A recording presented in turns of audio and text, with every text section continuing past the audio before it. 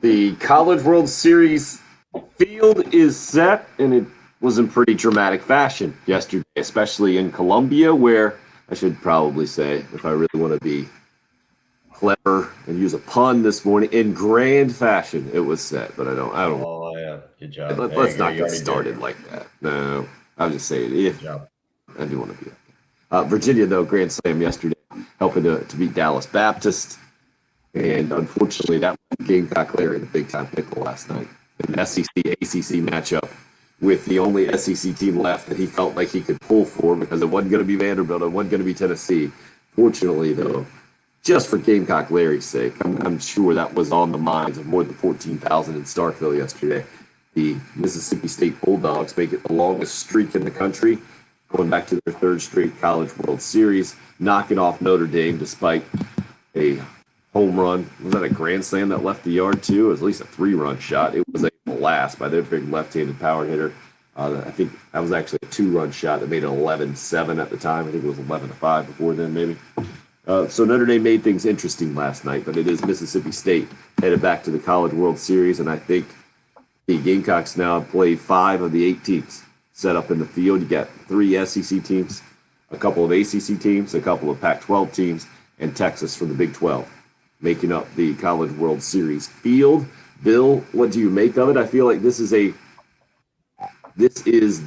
way that you can almost fully evaluate now the Gamecocks season as a whole, because crazy stuff can happen in the College World Series. I mean, that stat we put out yesterday about no one since 1999, the number 1 seed since 1999 has not won a national championship in baseball. Just goes to show you just the quirky nature of the game, I think, and how we talked about how different it is from other sports, especially in football, where typically the better team ends up winning a national championship, or the best one does.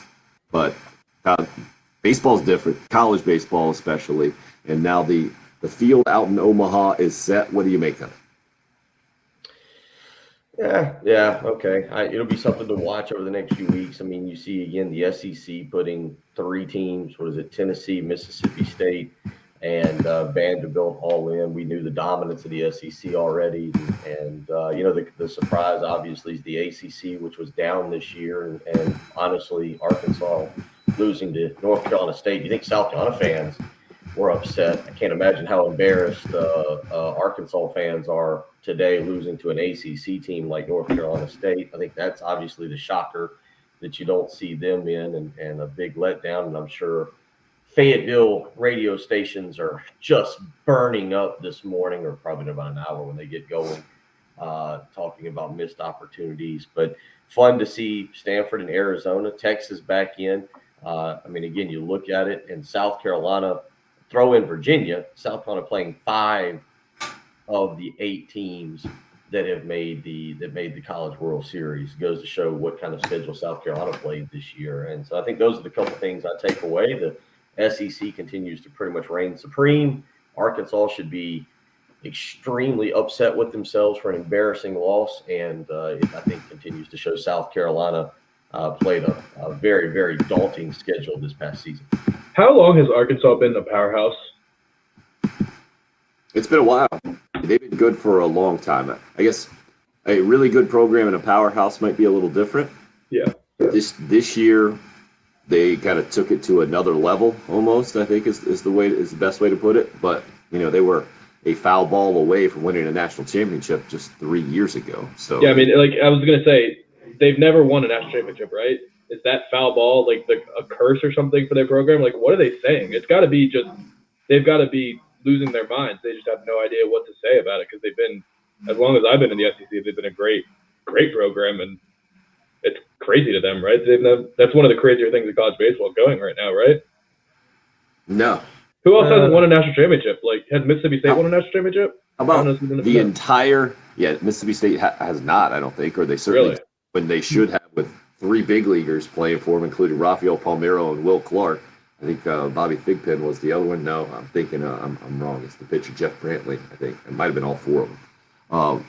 It's just what baseball is, and I'm a little confused. But was that some sarcasm you were giving with Arkansas, or was that's legit?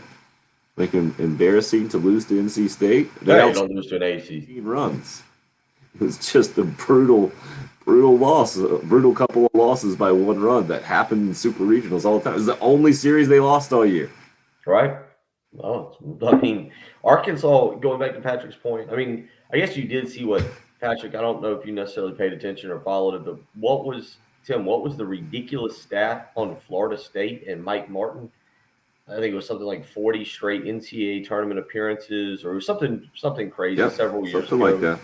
And never won a national championship. Of course, I think until Virginia won a national championship, 3 years ago, Tim, the ACC had not won one since, I think, 1959. Yeah, they only had one. It was that random Wake Forest one back in the day. So I think that's what college baseball is, and from the Gamecock perspective, it's completely skewed after back-to-back national championships and playing for third in a row. And what was it, third highest winning percentage, I think, at the College World Series is what South Carolina has. And it started back in 1975, the trips to Omaha. And they have been relatively frequently, but they're not easy, man.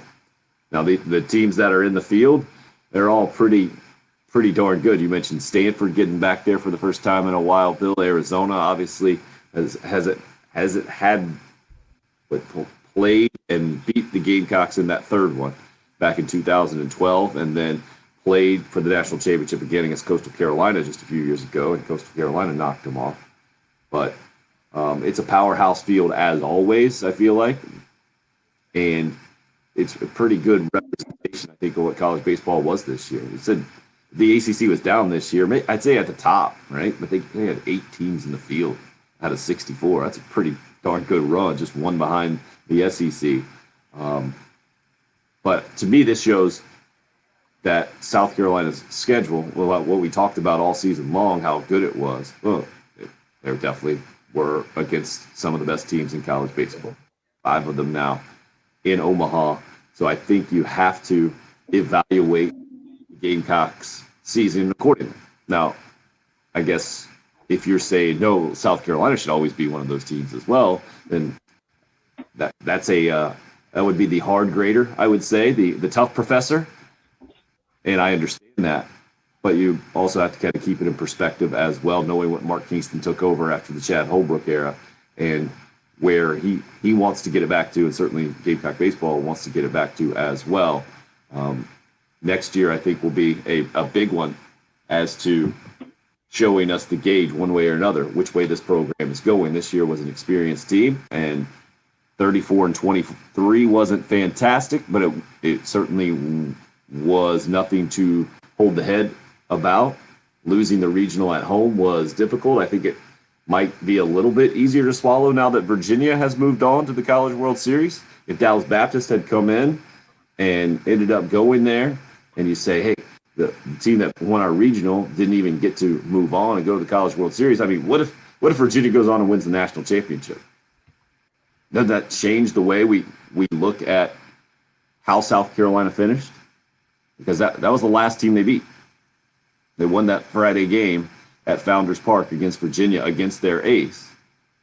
So I think Carolina gets a little bit more credit now that Virginia has moved on to the College World Series. How much more, I guess, is how tough of an evaluator that you are, Patrick. So I was gonna say it's not like we didn't know the schedule was brutal already. Like, if things played out differently and the SEC just kind of got crushed, like it looked like they might have a couple days yesterday when we were talking about it, looked like they might only get 2 teams in, and that would have been a bad look for the conference after we were pumping them up all year. It doesn't change the fact that they were great, how many great teams were in the conference all year. Like, if you're overreacting and saying, I guess on either side, if Virginia hadn't made it and you said, oh, we couldn't even get past the team that didn't make it to Omaha, and if on the other hand, if they win the national championship, we say, oh, well, it's okay, they won the national championship anyway. I mean, I don't think it should be changing that much of your thoughts. Like, we know what the schedule was. Like, from day one, we knew the schedule was going to be a monster.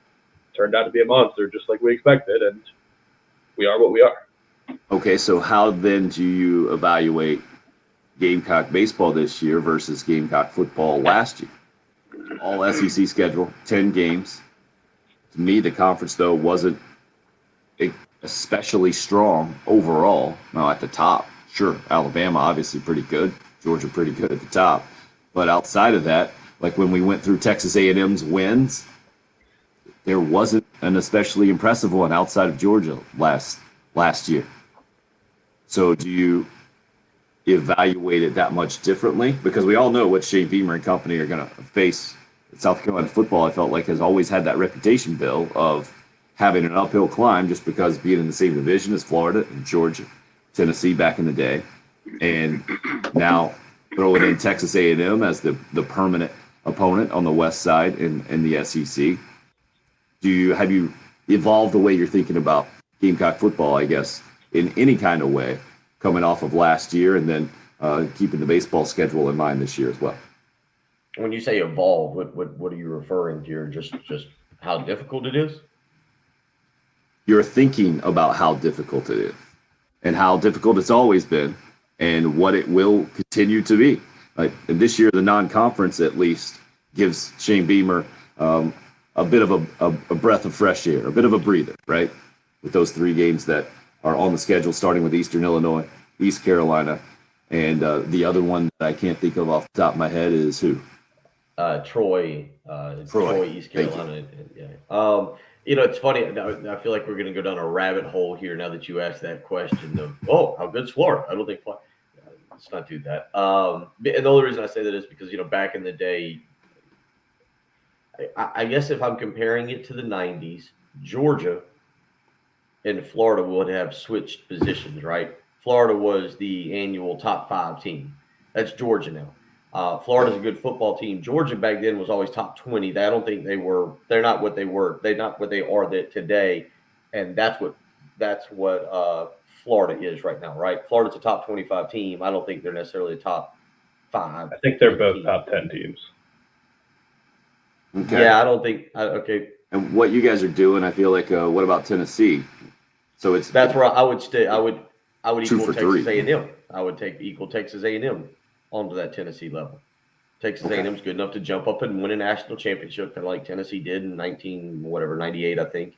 And but they're a good what program. What evidence do you have for that?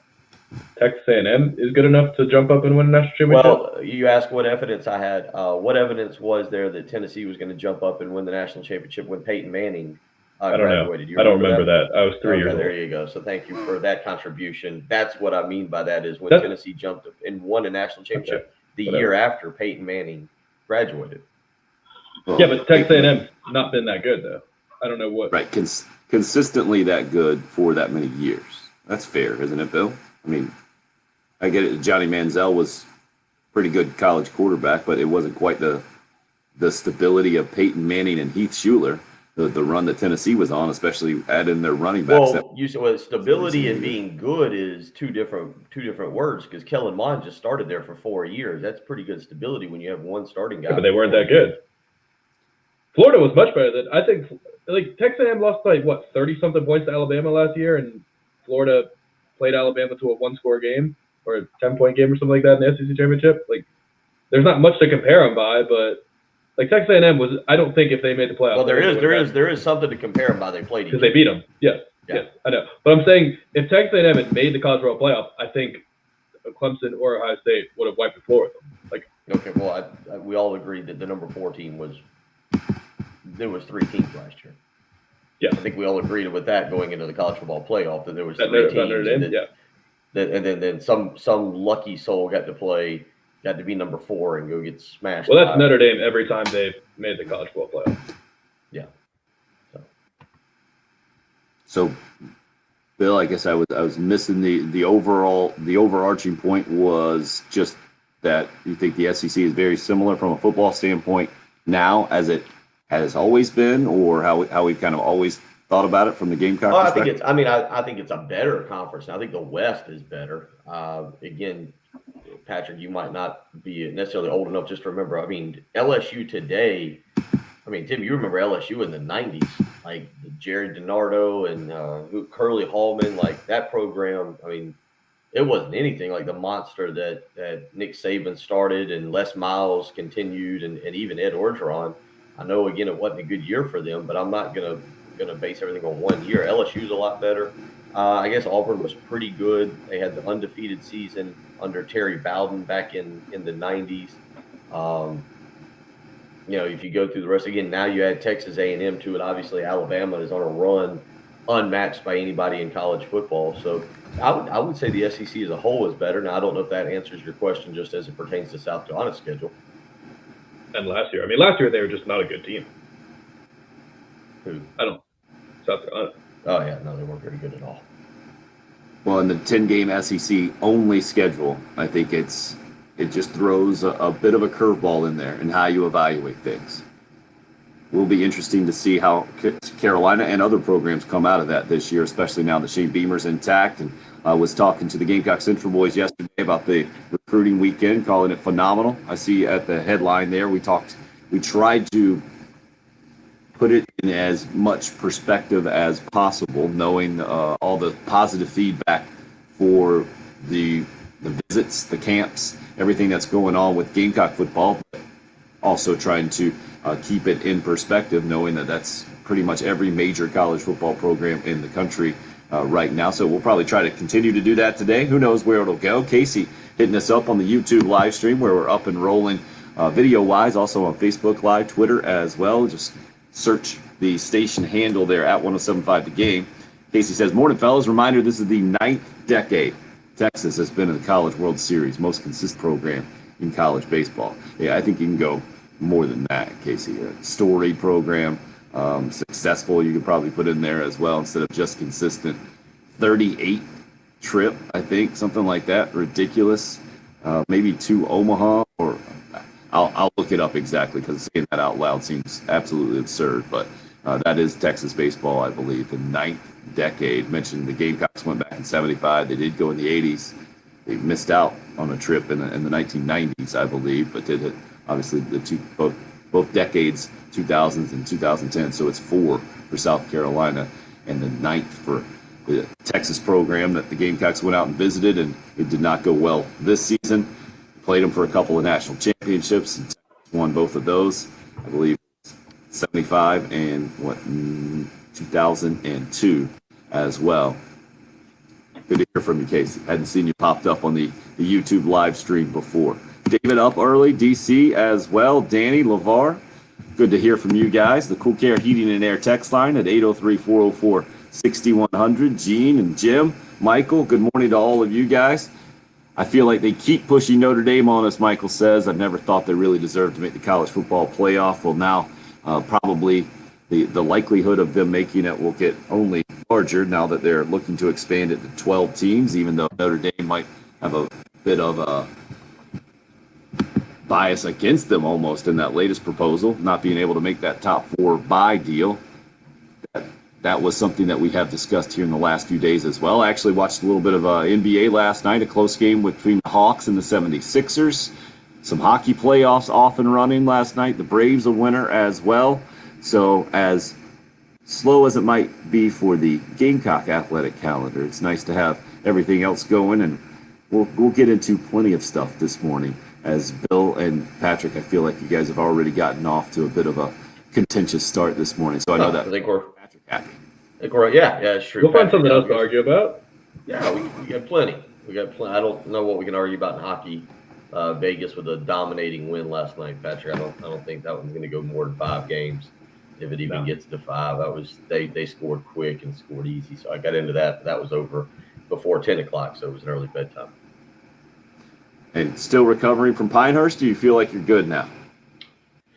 Yeah, pretty much. We'll get through this weekend. Little Father's Day this weekend. I guess I need to figure out what the Father's Day plans will be with the family, and that'll probably be today's goal. Look ahead.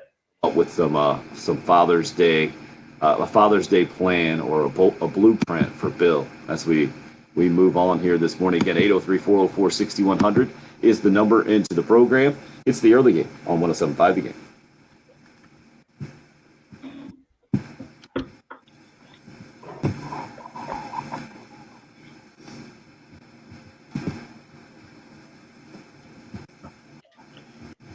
All right. Coffee.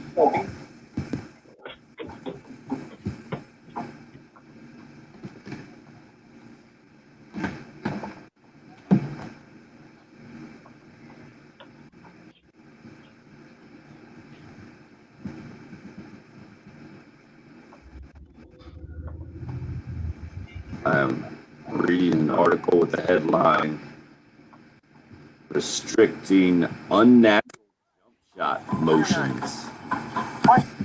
Unnatural what? Shooting motions. For basketball? Uh-huh.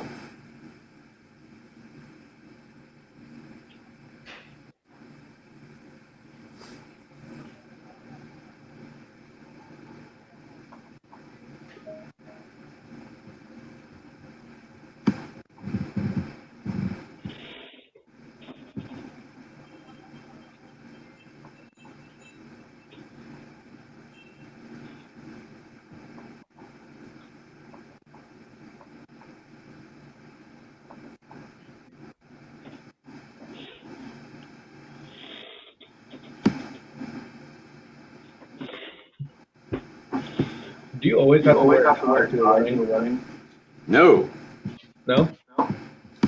Oh, what was it? More than 10 years ago? Buddy Matt got married, and buddy Brian said his grandfather at the time says nobody wears ties anymore. The big timers don't wear ties.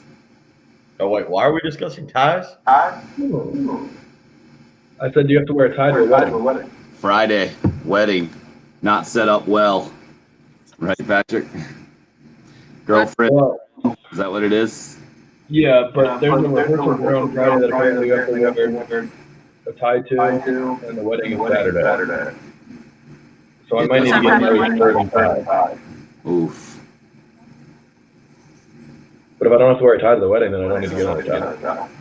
What time is the wedding? I think it's 5. I think. What's the venue? It's outside.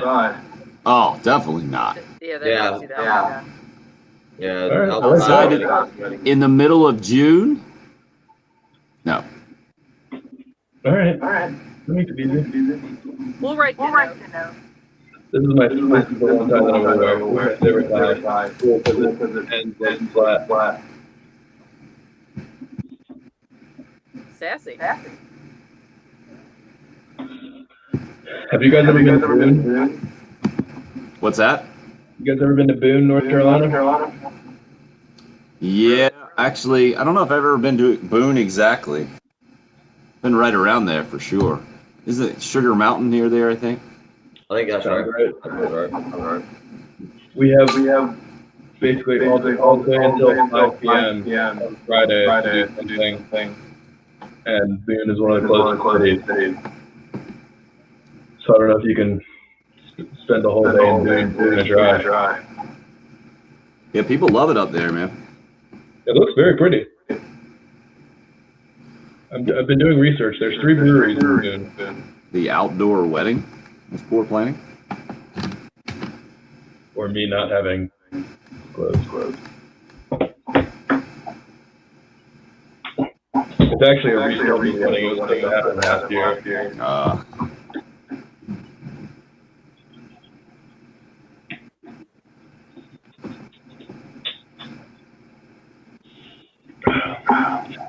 Yeah, you can. You can go over. I can go walk through App State and just check out the campus, just see what it looks like. Yeah, I definitely want to do that.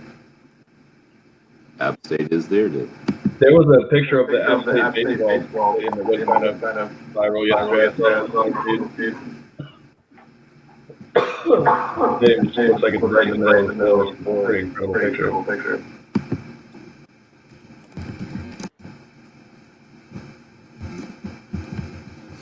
How should I write the poll question? What is dumber than a tie? What is more pointless than a tie? Is there anything more pointless than a tie? I don't know. I got a bunch of ties, so I'll probably get through you. Hang on. Wrong pipe there. Cufflinks. Oh, No, cufflinks are good too, Jen. The what? Cufflinks are good too. Okay, what are your feelings about ties? Dumb and worthless. Is that a good start? Yeah, I can get on board with that. Spiffy and classy. Yep, I like those. Mm-hmm.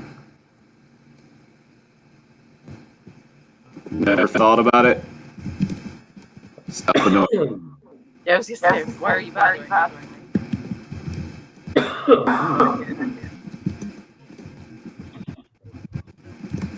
Jen, I actually think we need to do a sleep number this morning. I think we were supposed to do it yesterday, and I forgot. Oh, okay. Yeah, we can get that done during Josh the said he sent it to me at like 8:30 on Friday, and I told him, sorry, already gone. Oh yeah, I don't want to see it either. All right, guys, we're up.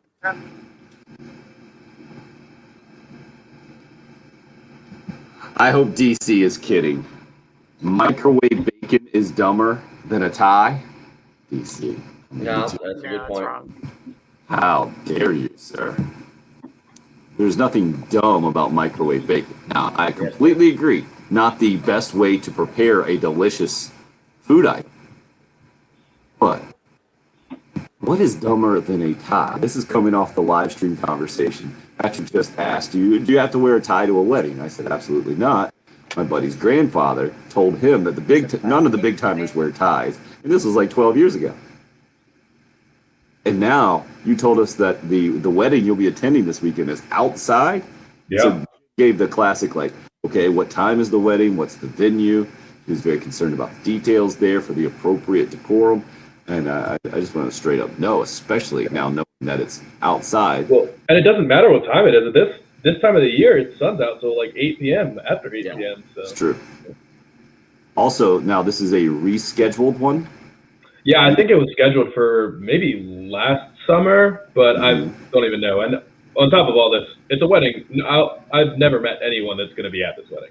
One of those. Yeah. You're the plus one. Yeah, I'm a plus one. I've never met a single person that will be there. I think you're looking at it wrong, Patrick. That means you got nothing to lose going in, man. You got no affiliations, no baggage, nothing, no expectations. You could just be the fun guy. Well, I was gonna say, I feel like this is more of a pressure situation on you because all eyes are gonna be checking out you, making sure that you're the right fit. You guys could be the next wedding couple. well, I don't think it's. I'm gonna be getting judged. Like, it's not her family or anything like that. But I am. Are you saying her family's judgmental? No, her family's not even gonna be there. I'm not gonna be anyway. No one in her family's gonna be there, and it's just like a friend of hers. So no one's really gonna be judging me. But that doesn't mean upon first impression you want to be the person that can't hold their liquor or something. And No, who's saying that? Just be the fun guy. You have no expectation, nothing to lose. Good. I don't take you to be ever that guy. I don't think I've been that guy. Oh, that doesn't sound confident. Well, no, I've never been that guy in mixed company. Yeah. I think I know where you're going with that. Yeah. So this led me to ask the question on Twitter at TimHill1075 the game. Or at TimHill1075 is actually my Twitter handle. I guess I should probably know that.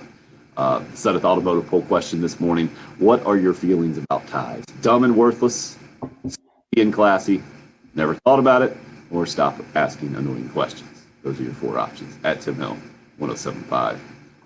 Bill, your thoughts here? I feel like you're not on the same page as me because I would go number one for sure. Dumb and worthless. I don't understand how they became a thing. Why did that ever become a good idea? Hey, let's wrap something around our necks that has no practical purpose at all whatsoever. Unless, if you could use it as a napkin, if that was socially acceptable, you could use it. I don't know. Right. That woman probably Just did do it because then that way she could just take the man with her. I think it was back in the olden day. That was how they kept the man from straying off. Is they would just reach over and grab the tie and keep him close. I think that's how you women folk did that. Just, oh, he's going too far. Reach over and just grab the tie. Here, wear this around your neck like a leash so that when you stray off too far, I can pull you back over.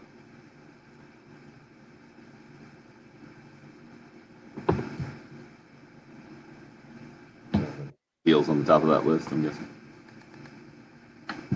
So, I don't even think the tie women looks can't good, run away though. from us. You don't think the tie looks good? I Is mean, that I said not like I don't think it makes you look more fancy or classier than if you have a jacket and a collared shirt and just have the top button down. Like, I still think that's a good look. David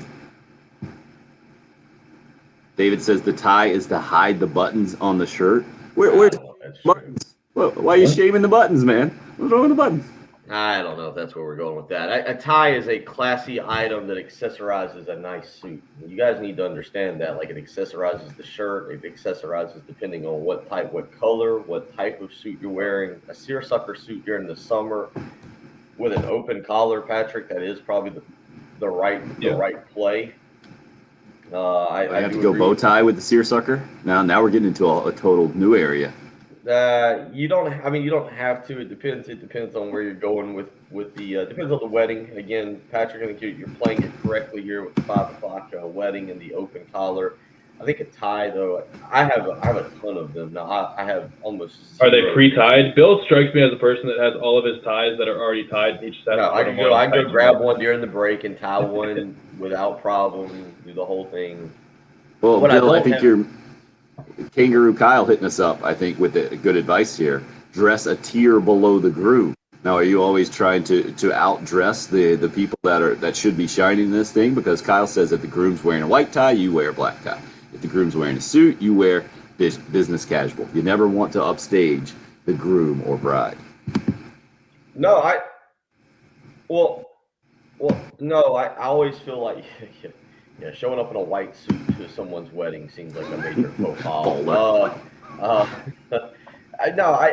To me, it's about the time of the wedding. I think that's what matters. Like, there's ones that I've been to that are like at golf courses where they're actually outside, like say on the 18th green or something with a nice setting where you're outside. I think that's where you go with the more casual approach. Whereas I think if it's an inside wedding, and again, depending on the time of the year, I think that's exactly. You got to be a little bit more dressy. You got to go with the suit. You got to go with a nice tie. Kind of have the suit buttoned down a little bit. It's all in the timing of the wedding, because I feel like the timing of a wedding tells you about the couple. Like, is it a relaxed kind of affair? Is it more fancy, more classy? That's 5 o'clock. And you said it's an outdoor wedding. Like, is it? I mean, they might be married technically. I don't even know, because I know a lot of people have been doing that when they had to push back their wedding. They just get married in court and then have the reception and the whole thing. So I don't know if they're already married or not, and that would definitely make me feel more comfortable or less pressure to wear a tie. Which I already, based on this conversation, am not feeling much pressure to wear a tie. Okay, that's good to hear. I feel pretty confident. I'm a bow tie guy. DC, I think a black tie is cool. Colored ties, not so much. Others of you weigh it in. Richard says ties are amazing, especially for ugly people. Amazing accessory. Did you guys have to wear ties when you had a game day in high school? That was the first time I learned how to wear a tie. In middle school when we had basketball games. I had to wear a tie to school.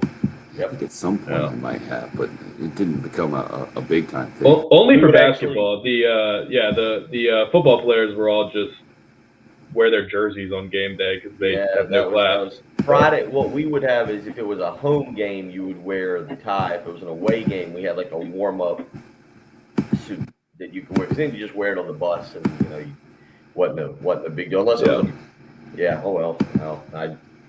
I never tried to pull the no jersey during the bit during the game. Where you just give up and you just don't wear your jersey during the game. You just wear your pullover shooting shirt. Who did that? There was a player for Lexington who did that multiple years. Just knew ago. for a fact he was not getting on the court. Didn't think he was getting going in Lexington. This was years after I was gone, but I was at the game, and it turns out Lexington got a big, and he had to go in, and then it was kind of like oh no, I totally had to put my jersey on. I got to go back to the locker room right now. It's never a good. I mean, that is the ultimate. I don't have confidence in myself at all. Move, right? No, not even, or is that the defiant rebel move? I'll show I think coach. I think that's the defiant. I'm smarter than rebel. he is. I'm not even putting on my uniform. Even if he wants to put me in, he can't. Yeah, I think that's the. I'm so confident I'm not gonna play that. I'll show everybody. I'll show everybody that I'm gonna put. Yeah, Actually, having been in those locker rooms back in the day, I think that mindset is, man, this coach is so dumb. I'm not even gonna put on my uniform. He's so he doesn't even know. I'm like the rebel. Fine. Sorry to cut you off there, Bill. What were you gonna say? No, it's just that. Yeah, I think I'm with Patrick. That was the back in the day thing. You'd have to have the tie with the game day apparel, and you're right. The football players would just wear the jerseys on Fridays. Right. But this was almost 20 years ago now. No, more than 20 years ago. 21. Yeah. Right. Yeah. I'm saying times change, you man. for that. Yeah. I don't think so, though. I think that's always going to be the thing. The basketball team wears the tie, wears the coat and tie on game day, and the football players are just Neanderthals, so they wear tight-fitting jerseys. Papa Joe, ties are for old fogies. Clemson Sean, wear a tie, you Neanderthals. Oh, wow. Two Neanderthals. I think the tie, I tell you 1 what, minute. This debate may really go somewhere. I mean, look, that's fine. If you want us to talk hockey and NBA, we'll gladly talk hockey and NBA throughout the morning. But I really feel like this is going to be a very dividing topic amongst the men here. Now, I will be interested to hear from several ladies on whether a tie is a classy item that they notice at, say, a wedding or something, or whether the open collar shirt is more of the classy, as you mentioned, Tim, the change in times. Well, Jen, I'm fascinated. I'm fascinated by both. Jen, when is the last time your husband wore a tie? Yeah, it's been a little bit. Probably. The last wedding you went to? Yeah, I think probably the last wedding. It's more open collar. But I'll tell you, I do notice, like, okay, if you watch Jeopardy or something and you'd see Alex Trebek in a suit or something, say, man, that's a good looking tie. Or, that's a sharp shirt and tie combination. Wait a So second. I think you do notice. I heard you pause, though. How much more often do you say, oh, what is that guy wearing? What kind of tie is that? What kind of shirt tie combo are we going with here? Do you say? I feel like most people have enough. I mean, look, that does happen, Tim. I'm saying it's some weddings I've been to that is the thing where it stands out and you go, ooh, I'm not sure about that. But I don't feel like you see that on TV. I feel like usually most people have enough, or I guess enough help. Yeah, exactly. That doesn't, that you don't see that on the television. Because I think it's hard to match, like, if I would try to put together, I don't shop for him. Like, you shop yourself, because I have a hard time putting patterns together. It doesn't work in my head, so I can't do it. I need a solid shirt and then a pattern tie. I can't do the cross patterning thing. So we need some wisdom on this. Words of wisdom from our favorite 86-year-old caller, Gamecock Larry, I think, this morning on the great tie debate, and probably going to talk a little College World Series. I know you already called the Hot Take Hotline, and we're just excited last night, Larry, about Mississippi State making it 3 SEC teams in the field at the College World Series. So the floor is yours this morning, sir. Good morning. Good morning. You there? We got you, Gamecock Larry. You got us? Yes, sir. I'll tell you what, if I'd have known that ball game was going to be on TV this morning, I'd have went to bed before 10:30 or 11. But I slept a little late this morning. But let me tell you, I don't think our Gamecock baseball team is in bad shape as some of these people are saying. Mark Kingston's been here 4 years. 1 year it didn't count. He went to the postseason both years, 2 years out of the 3. And 4 teams in the College World Series today.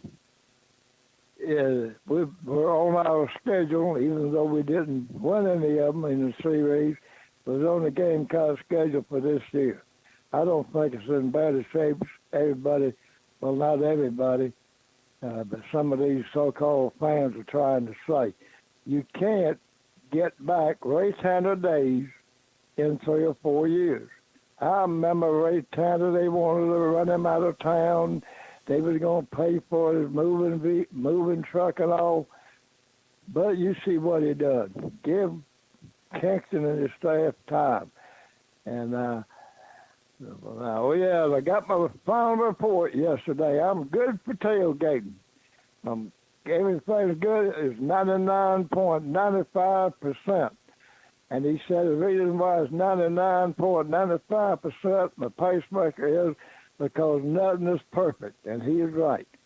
But all you Gamecock fans, I guess you're going to start talking about, I don't know, probably Shane Beamer when he loses his first game, which it ain't going to be until 2023.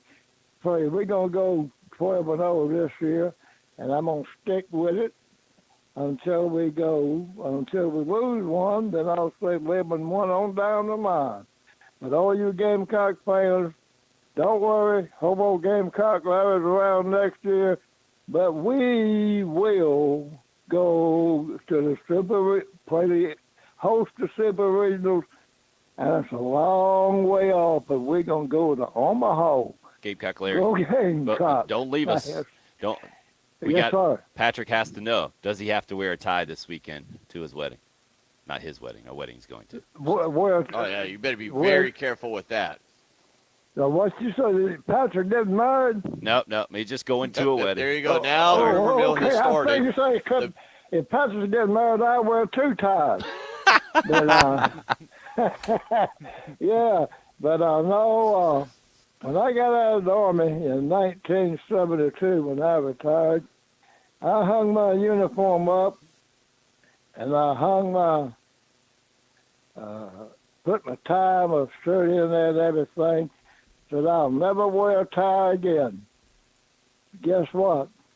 I was ready to tie them 2 days later in church with my wife.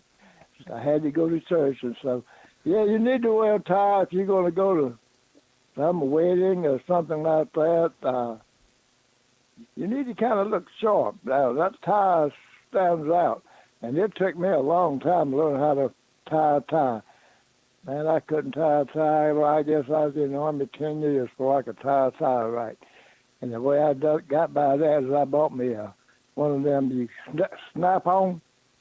That my sergeant caught me with the wrong thing on one morning, and he let me know that wasn't an issued tie, so I had to learn how to tie a tie.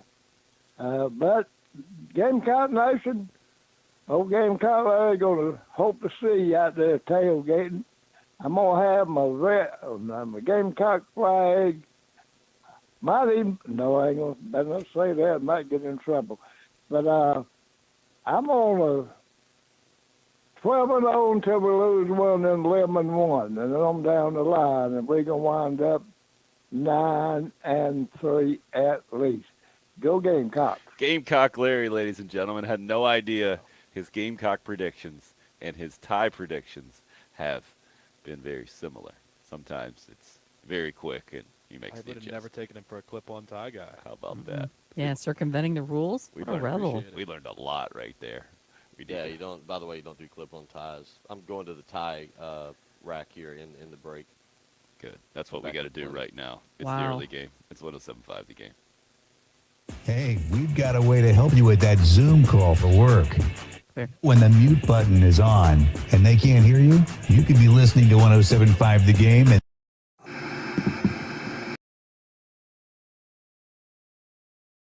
That's right. You got to show up dressed, look professional, and most importantly, you got to have a great night of sleep. Wearing a tie to a wedding might make you look good, but if you're tired, if you look kind of out of it, you got bags under your eyes, it's not going to really matter. Always get a great night of sleep. That's exactly what I do. Go Gunner for sleep number. Put the sleep number setting on 45. I am ready to go each and every day, whether it's for a sports talk radio show or a wedding in which I wear a tie.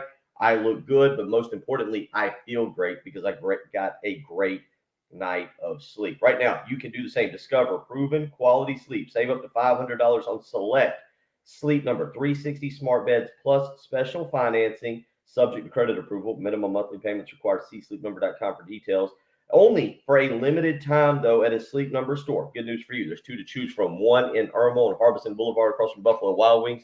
The other in Columbia, 2 Notch Road across from Sand Hills Mall. You can visit them on the web, sleepnumber.com. Again, save up to $500 on select Sleep Number 360 smart beds plus special financing. 2 stores here in the Midlands, 1 in Irmo, 1 in Columbia. Don't miss out on a great deal. Make the switch to Sleep Number today and find out what a great night of sleep is truly like.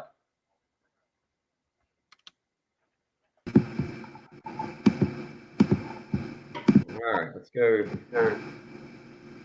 track down all the ties.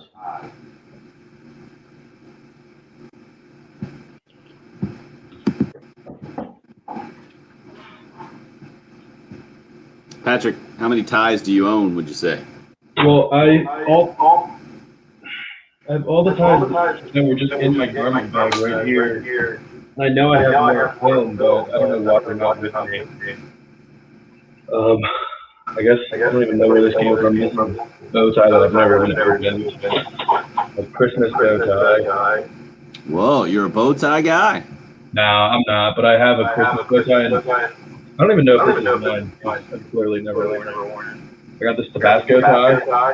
Mm-hmm. Okay, I've seen. Yep, my pops has one of those, I believe. And then this is just a tough pattern. It can be hard to find. That's just not going to fly, right? And then this gray tie, which is probably what I'll end up wearing. These all steaming. And then this blue one. This is my favorite tie because I like the bottom of it. I know, right? And I like fabric ties. All right, that's the tie collection.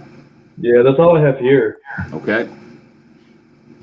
My son likes kind of ties, you know, and for a while I'm gonna get it. All right, let's see here. So here's the tie rack. I think it's really fun to do that. Wow. That This is a is lot. just one of the tie racks. That I Our have. Echo is brutal right now. Yeah, it is. Sorry about that. We got it fixed? I don't know. We don't know what it is. Yeah, we got a bunch of, got some Easter ties. Got a good, is this my master's tie? Green tie? Yep. My only shirt is this whitish gray one, so I need to have something that goes with this. Whitish Is it Or I need to gray. get another shirt. Huh? Yeah. Whitish gray. Is it Yeah, white I don't gray know 'cause what you other can't wash color it right? shirt works with a black suit. You can always go a little power tie action here. I got the nice black and blue power tie. This is always a really good one right here. Again, it's a very Yeah. nice one, black one. I do like that one. You can go just simple here with just the plain gray. Let's see here. What else do I got? I got another. Got this one, the black and gray there. These are always I like the color. I got my purple one.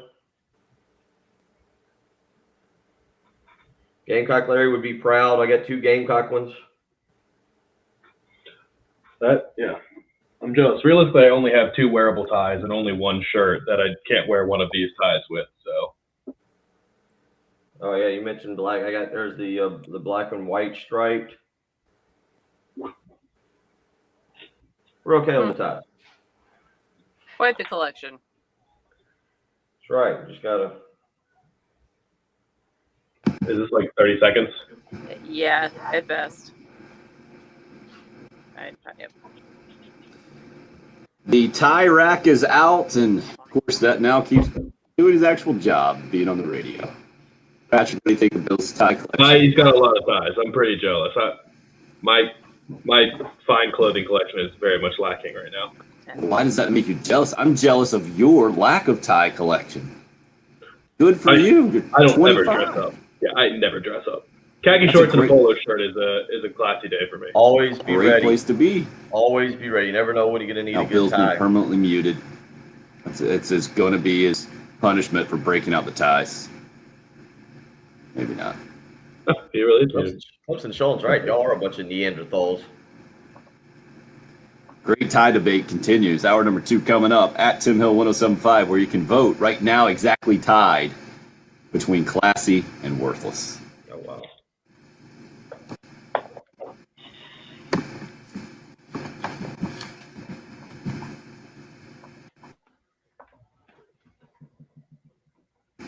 So when I mute, does the feedback go away? Yeah, it does. Yeah. But is the echo cancellation thing or whatever you have active on yours? I have no idea what it is. Yeah, it's on.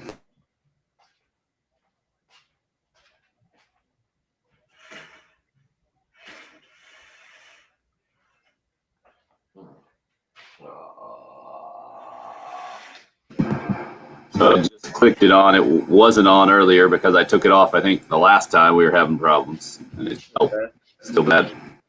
I mean, if you unmute it, we can talk for a minute and see if it's better. It already sounds a lot better. Whatever y'all did or whatever we. Yeah, whatever you said. I didn't hear Bill echoing. I agree. Well, I'll see how it goes. Let me know if it sounds bad again. Yeah, Trey, I don't have as many cufflinks, but I do have 5 or 6 pair. I always forget the cufflinks because I got to admit, unless it's like a wedding that I'm in, and I don't know, this is probably just the way I live my life. So, but usually when I'm getting dressed for a wedding, I'm usually probably pre-gaming that. So there's a beverage involved, and then I always like forget to shocking. Put the cufflinks in, and I just go wandering out the house with the. I'd rather wear a nice watch too, and I feel like watch and cufflinks is a bit excessive. The biggest problem is when you take a shower and then put on a dress shirt, because whatever it is, I just like start sweating once I get out of the shower and put on my clothes. I need to shower a good half hour before I put on my dress clothes. Right. Shower didn't take. As you go to finish the shower, if you can stand it, turn on the cold water for about 30 seconds and cool yourself down. Well, I also bring my shirt into the bathroom and hang it and just take a hot shower and steam it a little bit. Steam the shower. Yeah. 20 cufflinks, Trey. I had never heard of such a thing. We need an official outfitter of the early game. Craig should tell his boy to be the official. He's the official outfitter. Yeah, but the official outfitter of the early game should sell T-shirts and mesh shorts. I don't care. If somebody gives me free, I'll wear anything. I would put on a full suit and tie for 3 hours a day every morning if someone gave me free suit. I do agree. Brent would be very good for us. Now he outfits like a lot of coaches and football teams, but I'm kind of this is where I am with Tim for our show. I want like Coast or what's that other shirt I have? The Reef. God, the other 2 shirts that I got, they're kind of the Deck long shirt. sleeve but thin shirts, kind of like fishing shirts. Trey, And what are you still doing where you wear cufflinks every day? Yeah, that is a good question. You better have a client meeting every day, which would be awful, but I think you better have. The client meeting with who? I mean, do you sell cufflinks? That's the only thing. That's the only profession I would think that would require you to wear cufflinks every day. Or you're a capo in the mafia. Cufflinks though, every day. That was the other one. You win. You're in. You pass. I mean, I've never known. I would never know when something is required for cufflinks. Like what? What is the purpose of cufflinks? I mean, you don't have to button. Only time I've ever worn them is when they've been the rented ones for tuxes. I've never worn them. I don't even know how. You never had the tux for prom where you had them? Well, no, I didn't wear cufflinks to prom. Good for you. Funeral home is what Trey said, where he wears them every day. He went in.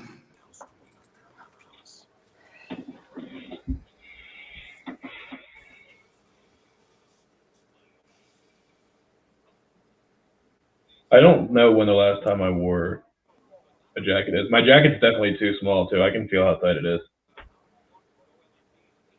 But what are you gonna do? I got a cousin getting married in November. I was thinking last night I probably need a few months to fit back into that suit. Got to get some summer conditioning. This thing's pretty tight on the shoulders.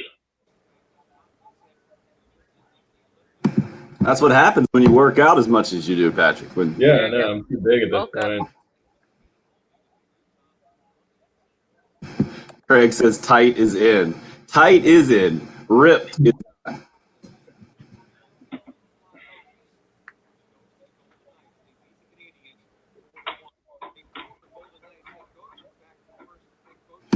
Yeah, my wife just so she got me the tighter fitting suit a while back to be presentable at these classier events, but then she just got up the courage to ask me the other day, so what do you think about these shorter, the new trend for swimsuits, the shorter ones? I was like, no, can't do it. Don't even think about it. Not going to show a little bit of thigh on the beach next week? Can't do it. So Not does that doing mean you technically wear the board shorts, I guess? Is that what they're kind of called, is more the board shorts? No, the board shorts are long. Board shorts are long, yeah. That is what will always be my swim attire. Right. So that's what I'm saying. You wear the board, I guess, is what they're. Yeah. How many bathing suits is appropriate for a man to have? Another great question, because I had one for the longest time before I got married, and now I have 3 or 4, I think. I have one. That's been the traditional Father's Day gift, I think, for the last several years. That's how my wife gets around that. Really? A bathing suit? Forces the issue. I think Tim, I was like you. My bathing suit collection has grown exponentially in the last probably 18 to 24 months. I'm up to, I think, 7.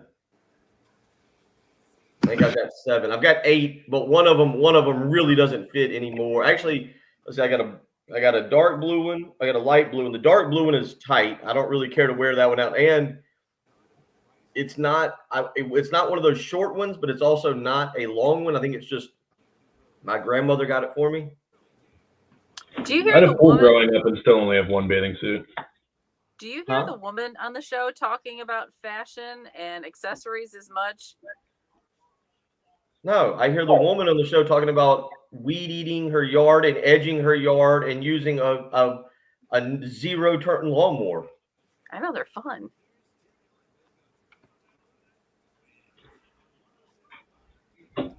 You're up. The way that you evaluate Gamecock baseball, with 5 Gamecock opponents now in the College World Series, 5 of the 8.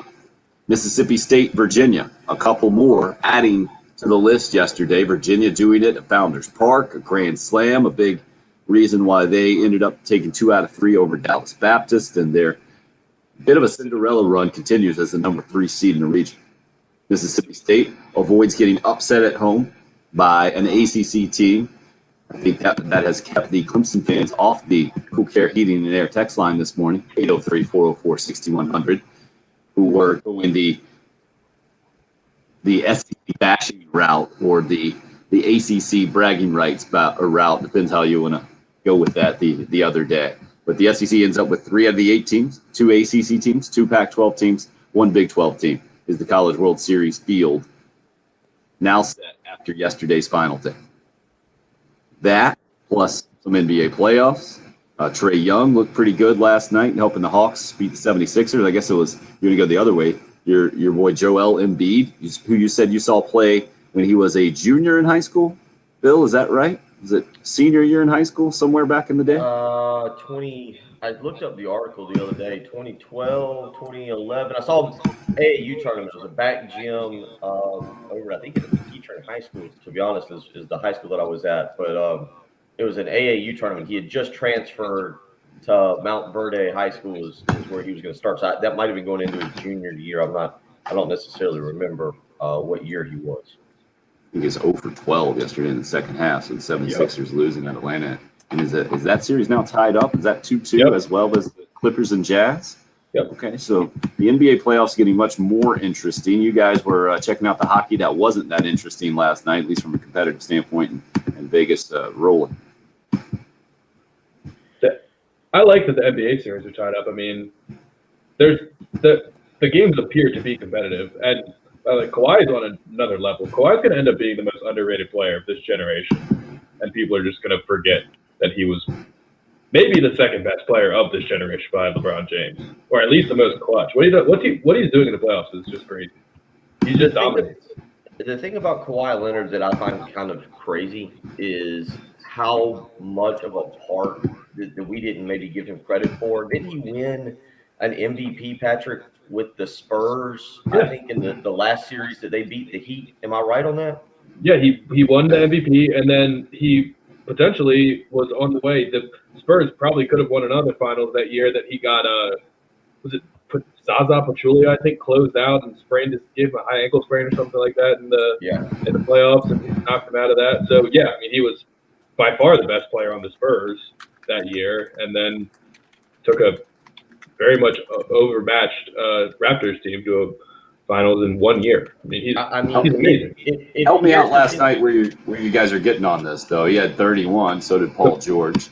Mitchell had 37 in that game. What he did in the two games, they were down 3-2 to the Mavericks, and what he did to close that series out, dominated them. And then last night there was like a pretty ridiculous poster of him over Derek Favors, and he just shuts down the best players on other teams too. What's crazy about Kawhi Leonard to me is he's been in the league a decade. You guys know how old he is? 29. Hours of math. I'm going to go 32. Yeah, he's 29. Yeah, it feels like because he's been around, because of all those years with the Spurs and being on those teams, Patrick, it feels like he's in his like mid 30s and that his decline is about to happen anytime soon. But he'll be 30. He'll actually be 30 here at the end of this month, June 29th. And he's got another 4 or 5 years left in him. And I'm with you. If you start reading off what he's done so far, and I don't know if another athlete, maybe Mike Trout, but Mike Trout doesn't have championships. If you start reading off what Kawhi Leonard has done in his career, 2-time NBA champion, 2-time NBA Finals MVP, 5-time NBA All-Star. He's been the All-Star Game MVP as well. Patrick, you just mentioned it. He's really, I think, initially became known for his defense. He's been a 2-time Defensive Player of the Year, 3-time All-Defensive First-Team Player.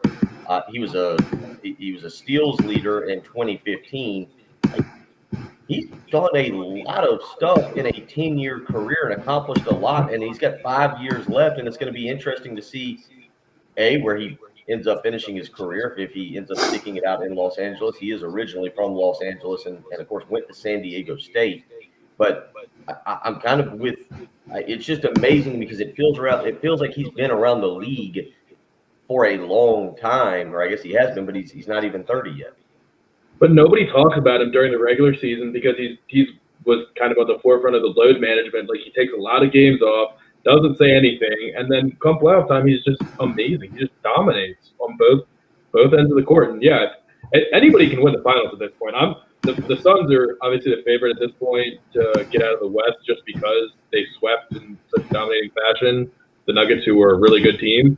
But I can totally see a situation where they had maybe too much time off and they were rolling and everything was going great for them, and they're just getting comfortable at home right now. And the Clippers can come back and beat the Jazz, and the Clippers make the finals. Like, if Kawhi takes the third team to the finals, I mean, it's him and LeBron. Like, LeBron won 3 Finals MVPs with 3 different teams. If Kawhi could do that at some point, I mean, that's rarefied air. It just shows me how much personality matters, I think, from the fan standpoint. How much we not only remember the player, but the personality. And Kawhi Leonard doesn't care about that at all, clearly. And that's why I think we think of him as little as we do, most of us anyway, especially maybe from kind of a non-NBA centric perspective where we are for sure. 803-404-6100, the number. Last night, good games. A 3-point win for the Hawks against the 76ers. Saw the end of that. Trae Young is on the list of guys that the NBA is thinking about making a rule specifically to rein in the offense. Reading the details on this, it is fascinating. We'll get into it as we continue to move on this morning. The other game last night is that one you guys are talking about with Kawhi Leonard helping the Clippers win by 14 over the Jazz. So both of those semifinal series now tied up at 2 games apiece.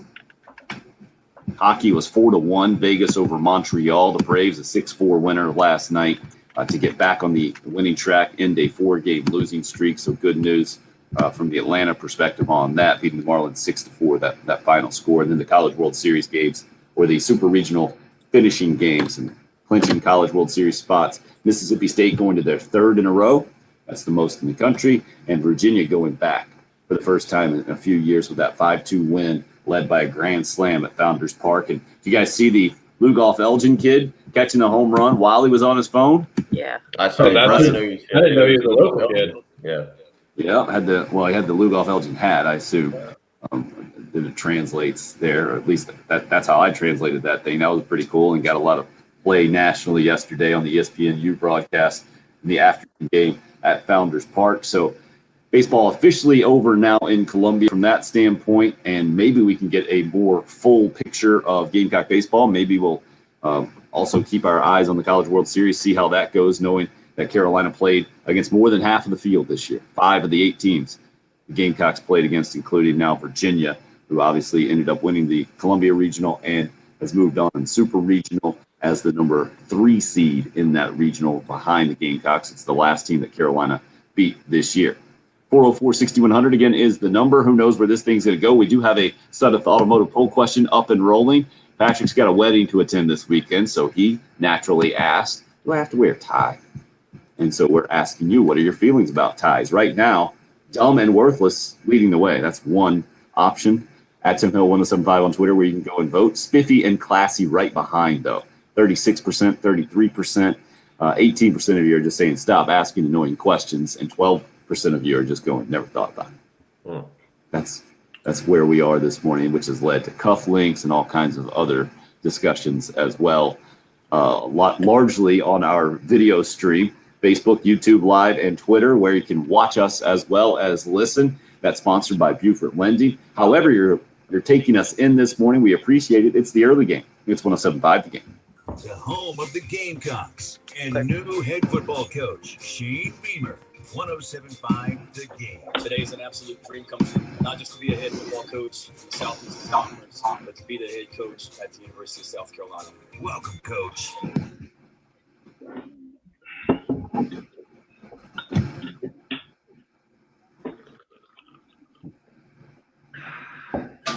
How's it looking out there? Not too bad. We got a big Germany versus France game at 3 o'clock today. All into that Euro 2020, huh? Not all into it as much as I would be most years, but Germany France is a powerhouse matchup in the early rounds. That's going to be one of the best matchups you can watch. So I'll definitely watch that. I'm going to set the alarm. They really calling it Euro 2020, even though obviously it's 2021 because it was supposed. I think they're calling the Olympics 2020 as well. Yeah. Wow, what a world. Well, you say that the Ryder Cup is in the fall, and when I was at the PGA Championship, they were still selling Ryder Cup 2020 stuff. You got to reset the whole timeline if you call it 2021. Then we're going to have Olympics in odd years going forward. You can't have that. Yeah, they were totally in on selling that stuff.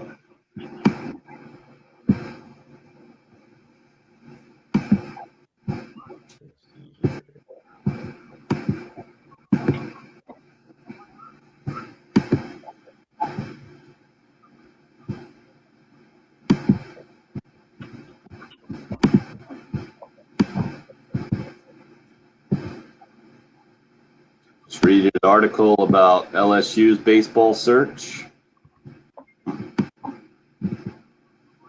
Any interesting names? Yep, for sure. Who you got? A couple of guys who are coaching in the Super Regionals and who are no longer coaching this year. What's that, Jen? Is it Don Staley's name? No, not Don Staley's. Good one, though. How often do coaches go from Major League to college baseball? Is it never? Far more? Never? Yeah, because it happens in football sometimes where they bounce back and forth. It's not totally common. But I can't think of a single instance. you're either a pro ball guy or a college guy. I think those lines don't get blurred. So never even thought about it really. Basketball's not that common. Yeah, I was wondering because the LSU, I mean, it's such a big job. I was wondering, do they go out and look at MLB coaches? I guess it's just not even part of the. I think. Well, the percentage is shocking of guys involved in professional baseball that have college degrees. I forget what it is. It's like 10%. So that's your first problem, right? And then secondly, why would you go from baseball every day to 11.7 scholarships and having to manage all of that? Yeah. From the pro ball perspective. I wonder what the percentage of professional baseball players who went to college that have college degrees. It's still probably not that high either. Yeah, really low because most of them are going 3 years, and then it's probably a bit higher here now in the next few years just because of COVID. Yeah. I guess if you get 3 years in, you can at least go to night school and try to get your degree. If I spent 3 years in college, I would want to make sure that I got my degree somehow. Sure.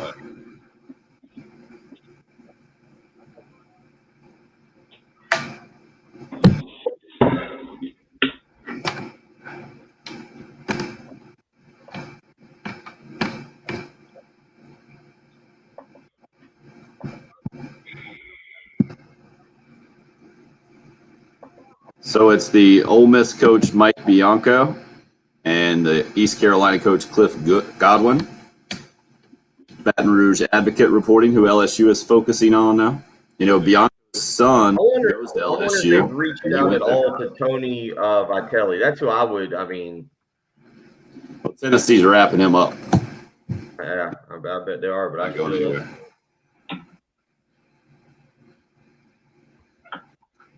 And the timing works out well to go after these guys since their seasons are done. But, yeah, Bianco played at LSU. His kid goes there. I'd be surprised if he doesn't end up there. But that would be pretty brutal for the Ole Miss folks, I'm sure.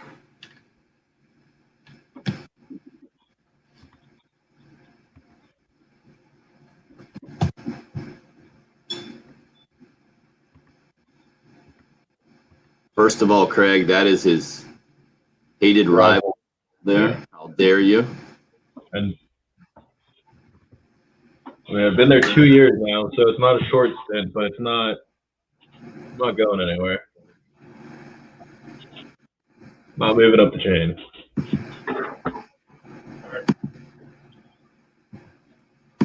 Heading back in. That is my bitter rival now.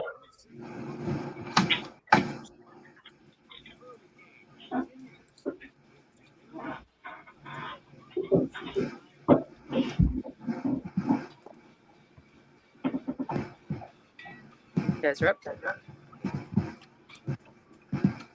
Gamecock Larry used it last night when Mississippi State cashed its ticket to the College World Series. So needed to call us, though, and speak to us live this morning. It's the Hot Take Hotline. Always there for you, 24/7, 803-978-6654. If you need to vent, the Hot Take Hotline is there for you. Sponsored by Twin Peaks for the men who never settle. Go see them down in Vista at 600 Gervais Street. Patrick asked an interesting question. I brought it up here in the video stream. That Baton Rouge Advocate reporting a couple of interesting names where their baseball coaching search is headed now that Paul Mainieri has retired. And Kevin O'Sullivan has pulled his name out, the Florida coach. So now it is focused, according to this report, on one SEC coach and another program that the Gamecock fans are pretty familiar with. It's East Carolina coach Cliff Godwin and Ole Miss coach Mike Bianco. Interesting names. And then Patrick asked a question. What about pro guys? Pro baseball guys? How often does that happen? College baseball and pro baseball? And I never even really thought about it until Patrick mentioned it, but I can't think of a single example. I guess Bobby Richardson, maybe with Carolina back in the day, might be the only one, but I don't think he was coaching in professional baseball before he started coaching in Carolina. Just obviously the World Series MVP career, the whole thing. So former players have definitely done it, but I can't think of a real instance between college coaching and professional coaching. And then like it happens in college football that you're talking about, Patrick. Obviously, some of the best college football coaches move on to the NFL. Sometimes you pluck NFL guys and they get college jobs, but it just does not happen in baseball for whatever reason. I think that 11.7 scholarship and how you have to manage that as coaches and recruit kind of from that makes it a very unique challenge from in the baseball world, as opposed to professional baseball where you have different kind of challenges and just a different atmosphere. Yeah, I mean, is that far more drastic than the difference between the NFL and college football? I guess you have much bigger staffs to deal with that sort of stuff. And I mean, NBA and college basketball, you would think. I don't know if there's a ton of examples of guys coming from the NBA to college as much as college guys going to the NBA. I mean, Beeline and Brad Stevens come to mind, and the more recent, I guess Juwan Howard kind of came from the NBA, but he was an assistant. He was never an NBA head coach.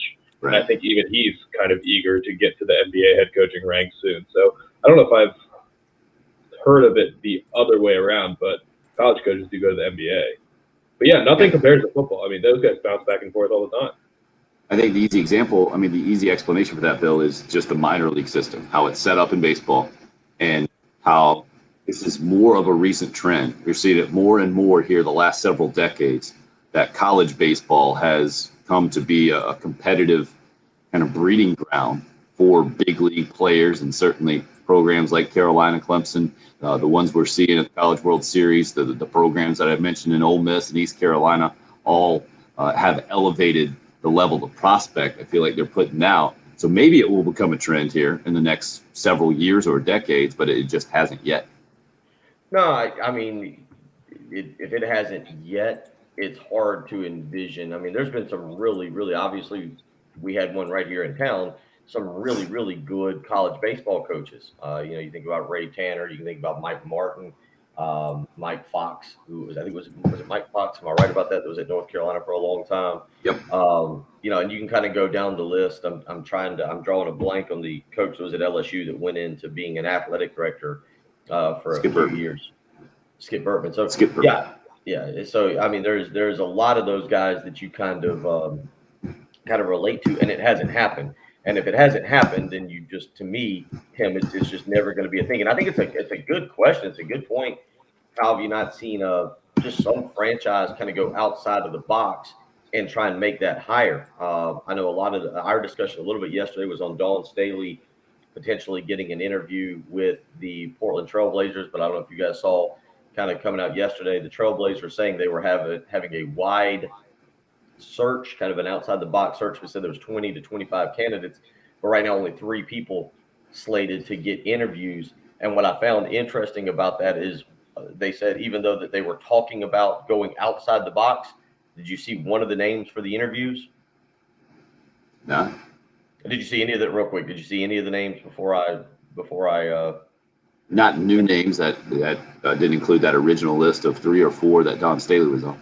Yeah, no, the Becky Hammond is on the list. Right.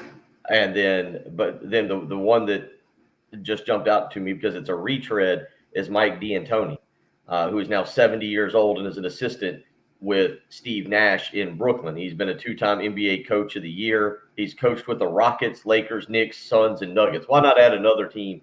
So I like how they talk. I think Dame likes him because guys usually put up big numbers under D'Antoni. Right. Yeah.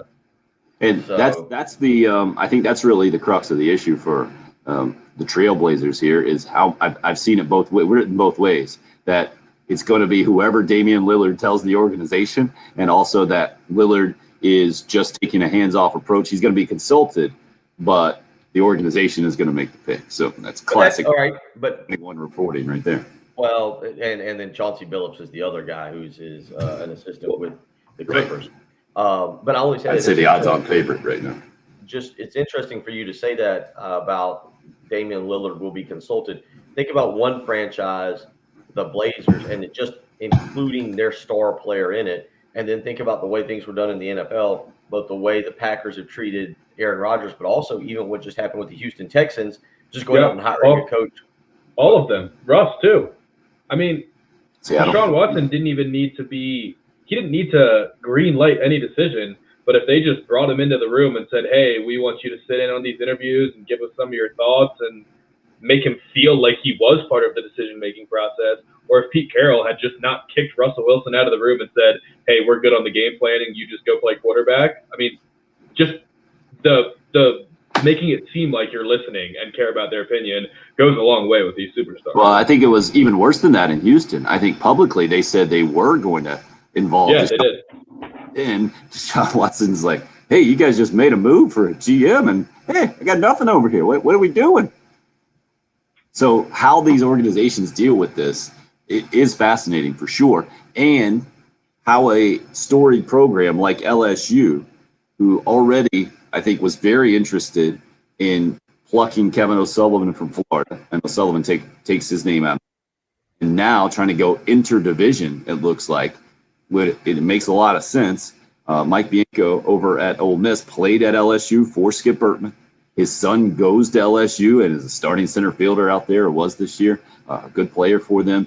But, man, that has got to be a very difficult position he finds himself in. It's been a tremendous career at Ole Miss. Do you keep that program rolling, or do you go over in your same division to your alma mater where it's the highest pressure college baseball job in the country?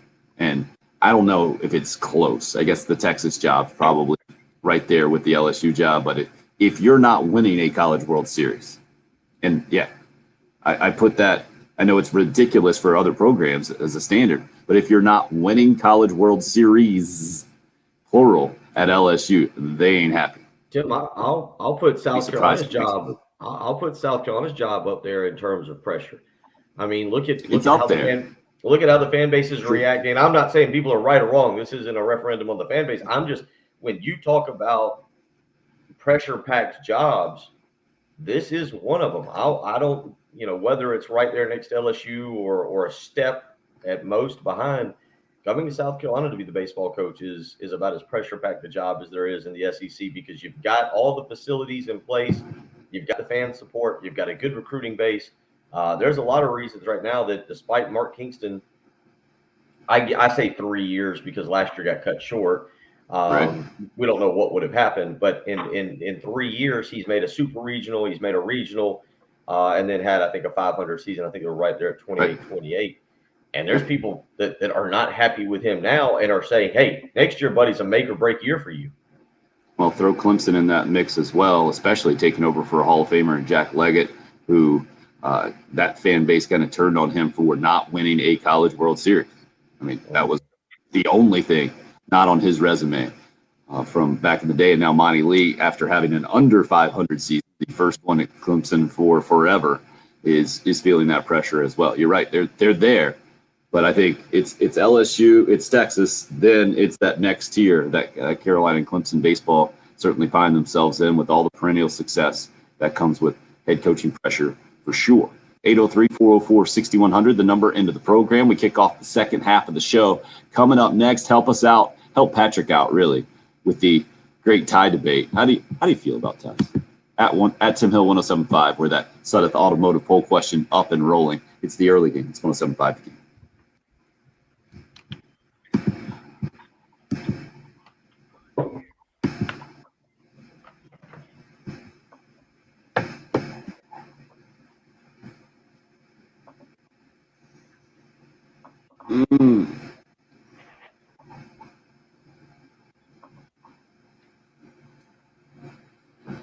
So, Bill, you're going to get into a golf kick here now, coming off the golf weekend where you felt good about the swing? That's the goal. It's kind of a weird with Amanda wrapping up her school, and I've got the kids most of the week. And we'll have to see what happens with being able to sneak out and play, and then getting them right back for Father's Day on Saturday night. So I don't know if I'll be able to go play. I might try and go up to Greenwood or something next week, because I've got those passes that we I say won, but it was a charity event with Baldwin. Right. Outbid people for them. Congratulations. Pay me. Do what? Congratulations. You won. Now pay. Yeah. Write your check.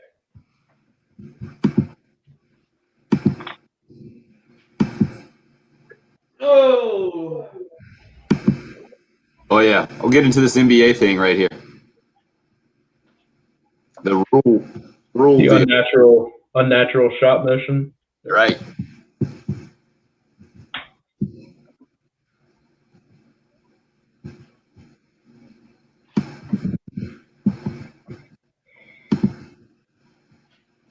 I did go sit in the sauna for a good 20 minutes yesterday, sweat out the weekend alcohol intake. Boy.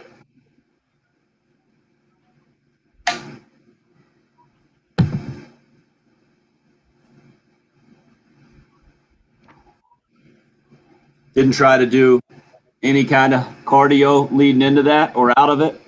No, I do. What I've read is that if you do like eight or nine, 5 to about 8 minutes up to 9. I'll sit there for 9, but of sauna before you work out to get your heart rate going. So you go ahead and get your heart rate going. Then I went and did the Stairmaster, and what I do is I'll do 10 minutes.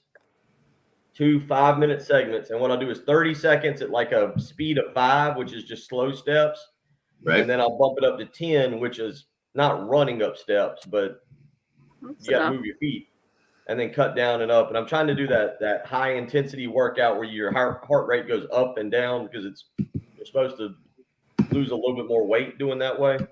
High intensity interval. Yeah, and I just. Man, I tell you what, from the weekend, I did that, and I was so tired, and I was very sweaty. I just went back and got in the sauna for another 10 minutes just to kind of sweat it out. Watch me pass out if I did that. Went from heat to heat. Yeah. Right.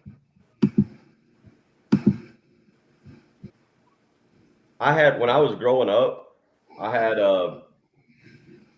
pretty bad acne. And I can tell the difference even now at 39, sitting in the sauna and sweating, how much it cuts down on that. Like I barely have any now. You know, I guess as an adult, you still get a little bit here and there. I'll get some on like my arms, just small little bumps or whatever. But if I go in there and I sweat it out, I don't have a problem at all. My skin's a lot better. Well, make sure you take your makeup off before you work out or get in the sauna, because if you don't, the makeup gets Clogs the pores. Yeah, so.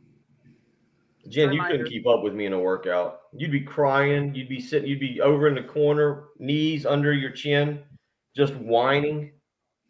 When do you want to take that challenge? Whenever you want. You think that corn is still good? I'm not sure it would be. Really? It's in the fridge. You didn't put it in the freezer? No, I didn't put it in the freezer.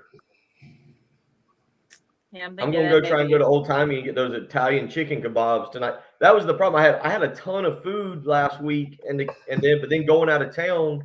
Yeah, that messes you up. We're heading back in.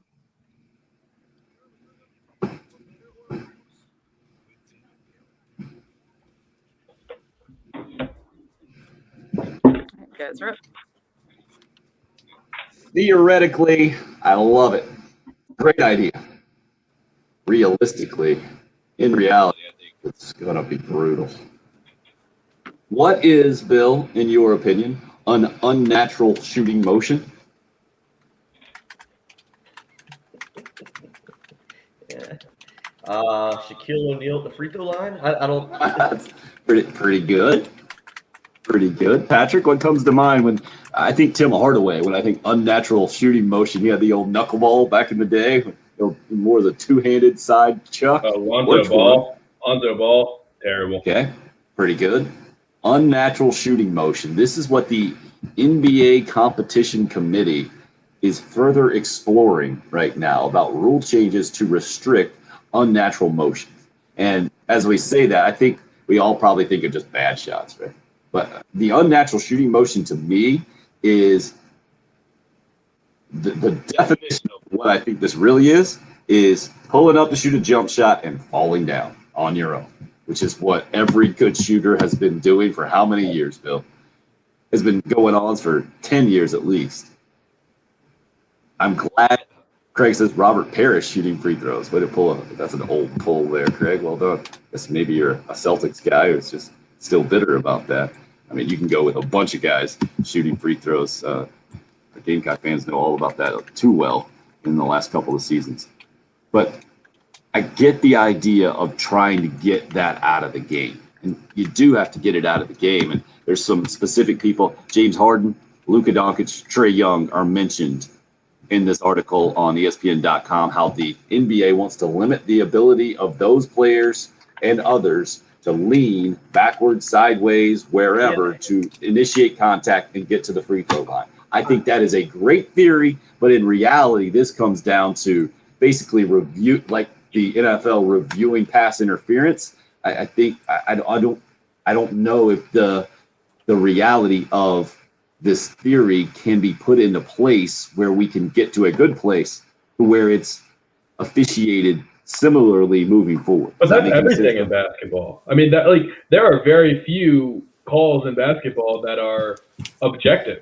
Like everything about refereeing the sport of basketball, like that's why they complain so much. There's every time a whistle is blown, there's somebody complaining on the basketball court. So I don't think it'll be that necessarily bad. I mean, there was a lot of drama surrounding Jokic getting tossed the other day in the game 4 in the sweep to finish off the sweep because he hit most of the ball, but they deemed it to be excessive force because he wound up too much or pulled his hand too far back before slapping the ball. I mean, it is pretty obvious when James Harden does it. Like James Harden, anytime somebody leaves their feet to contest a shot, he's diving into them and throwing the ball. Like Dwayne Wade was really good at it. There's lots of guys that do it, and it's very blatant.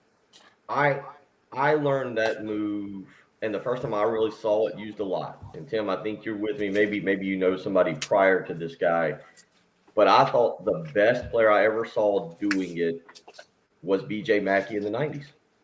Mackey was notorious for that, being able to get guys off their feet, get into them, and get to the foul line. I can't remember, what was it, the Mississippi SEC tournament game where he went and shot something like 20, 25 free throws. I think South Carolina set some kind of record that day.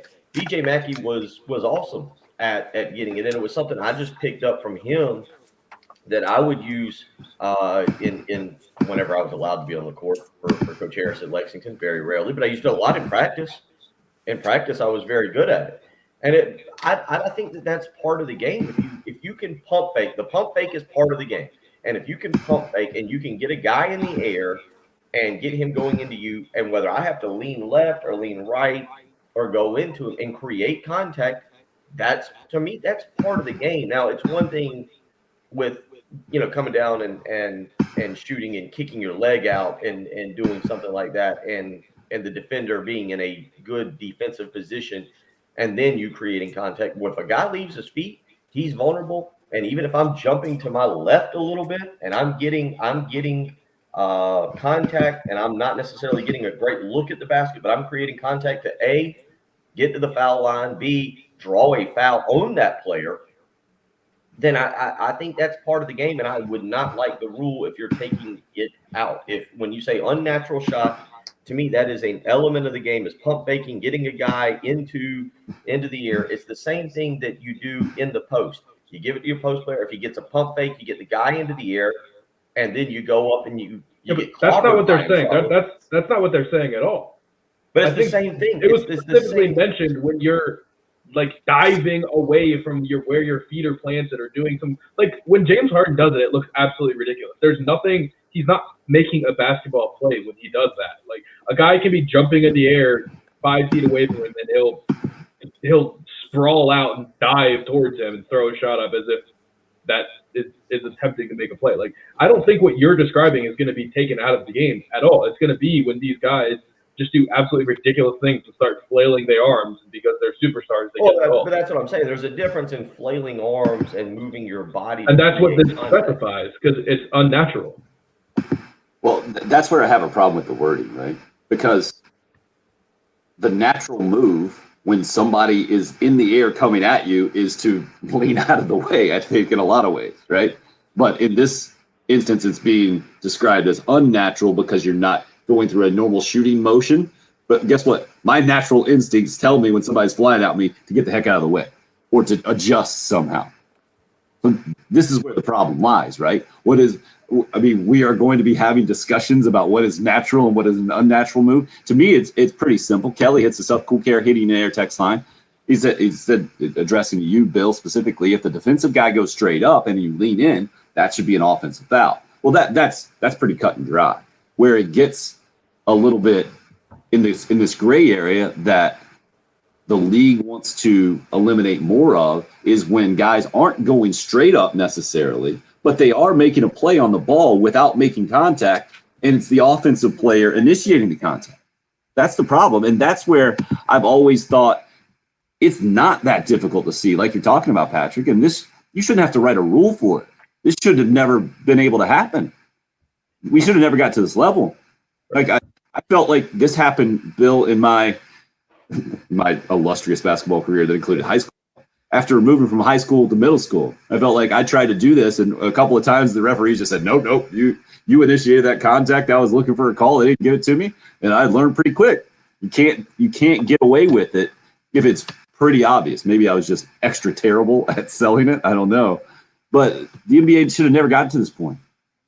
And to have to put in a rule to define an unnatural shooting motion is going to be very difficult now that they've allowed this to happen as long as they have, especially for a game superstar like James Harden. And now to kind of pull it back, I think it's just going to be really hard to litigate, put into practice, and then to move forward from there. Let's hear what some of you have to say about that on the Love Chevy phone line, 803-404-6100. Michael, what do you think? Morning.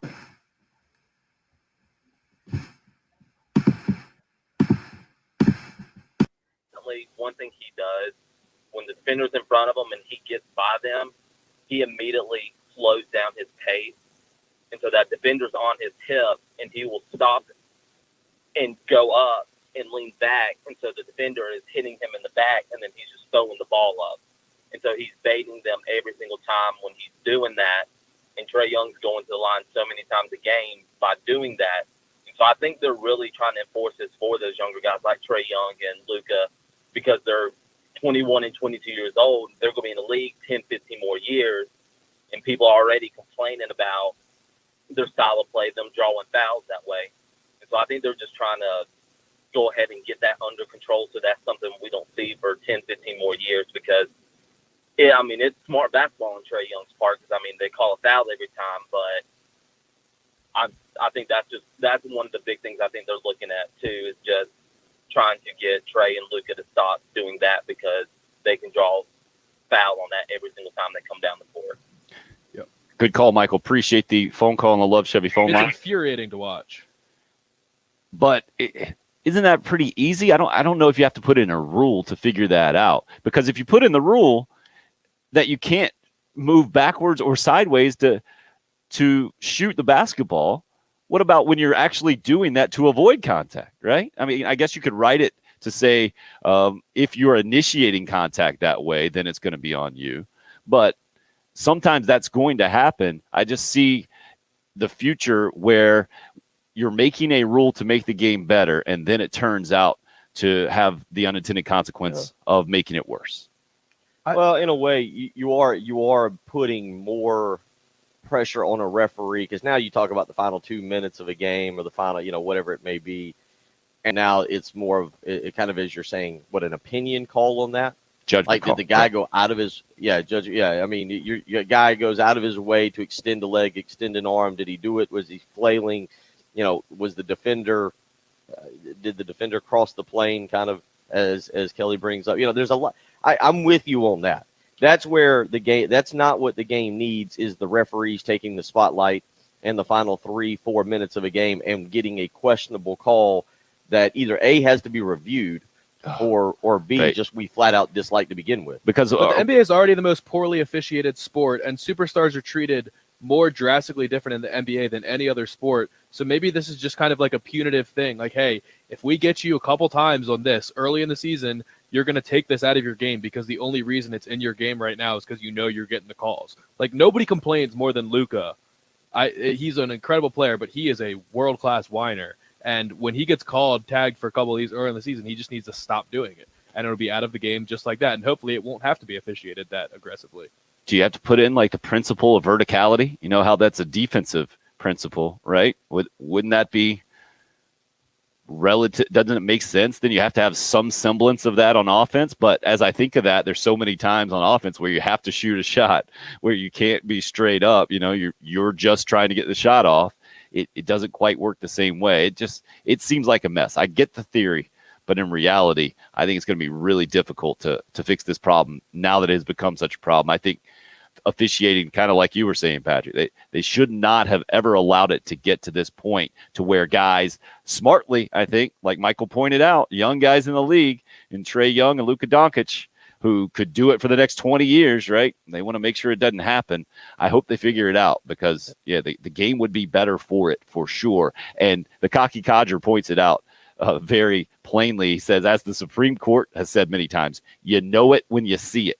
How come we can know it as fans and officials haven't been able to figure that out? That's something they got to figure out, I think, kind of on their own. I don't know if you can write a rule about it. No, and one thing the NFL does well that also kind of hurts them sometimes is each week they put out the officiating points. Like, hey, we're gonna keep an eye on this week because there's been a lot of this, and you'll see it sometimes they'll say defensive holding, whatever, and the next week it'll be up 15% or 20% of those calls.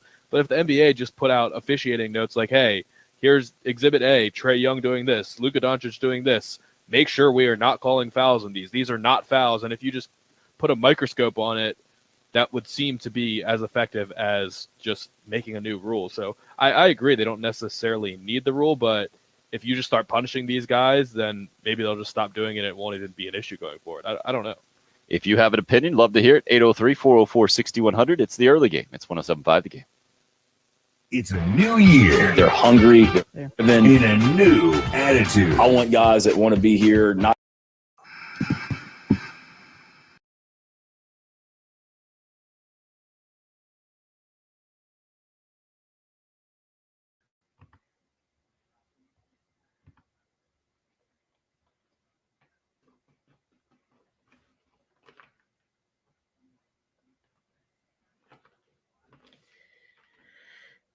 Have you looked at your mortgage statement lately? Just looked over it. Or are you one of those people, probably like me, that you just know it's due on a certain day and you just make the transfer and you don't ever look at your mortgage to see exactly what's going on? You need to listen to the experts, the gurus, the mortgage guru team of Jacob Crowder, Brian Kovar, First Palmetto Bank. The reason I tell you that, you don't know what exactly you might have with equity. Maybe right now is a great time to refinance. You can save money on your monthly payment. You can get some money back, pay off some bills, lower some of your debt that you might have, all because you just took a quick glance at your mortgage statement and see what exactly is going on. Too often in life, we rush through things. We don't pay attention. We just pay a bill. Take a little bit of time in the next few days. Look at that mortgage statement and then call Jacob Crowder and Brian Kovar, 803-719-1005. You can email Jacob, the letter J, Crowder, CROWDER, at firstpalmetto.com is the way to do that. Again, right now is a great time to see how they may be able to drastically help you improve your finances and maybe even in your life just by refinancing, getting some money back. And if you're looking to buy a home, those interest rates, great opportunity. Don't get caught watching the paint dry, as they like to say. Don't miss the golden opportunity. It's the Mortgage Guru team. Jacob Crowder, Brian Kovar, 803-719-1005. That's the Mortgage Guru, Jacob Crowder with First Palmetto Bank.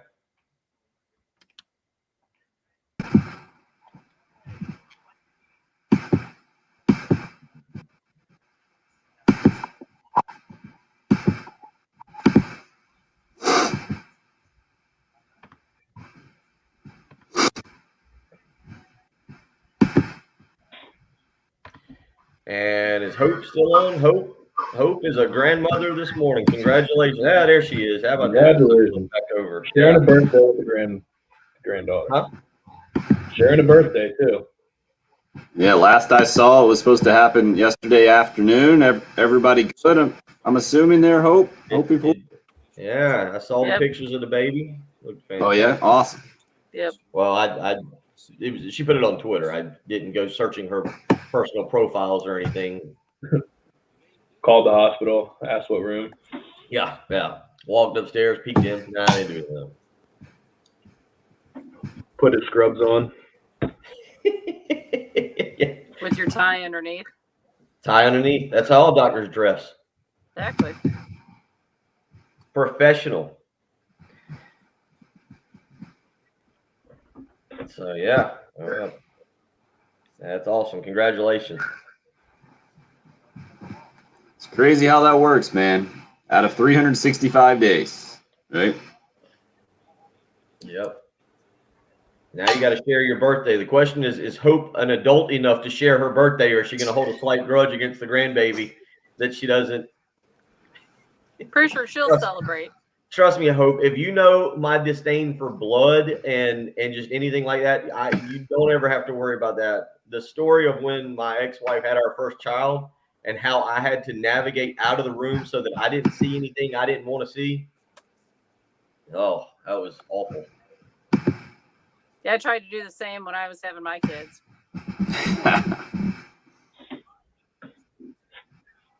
I did. I turned around. I went face to the wall, and it looked like Spider-Man just stuck on the wall, getting out of the room so that I didn't see anything. There was a guy, I was, I guess, the only delivery at the time when my daughter was born. And there was a guy mopping floors, like popping in, just like watching. And I'm like, just checking out, see what's going on. I'm sorry. Are you at least going to pay admission? Like, what the heck? Oh, that's pretty cool. So your grandfather's birthday was your birthday, and now you get to celebrate with your granddad. That's actually really sweet. Cool. That's really cool.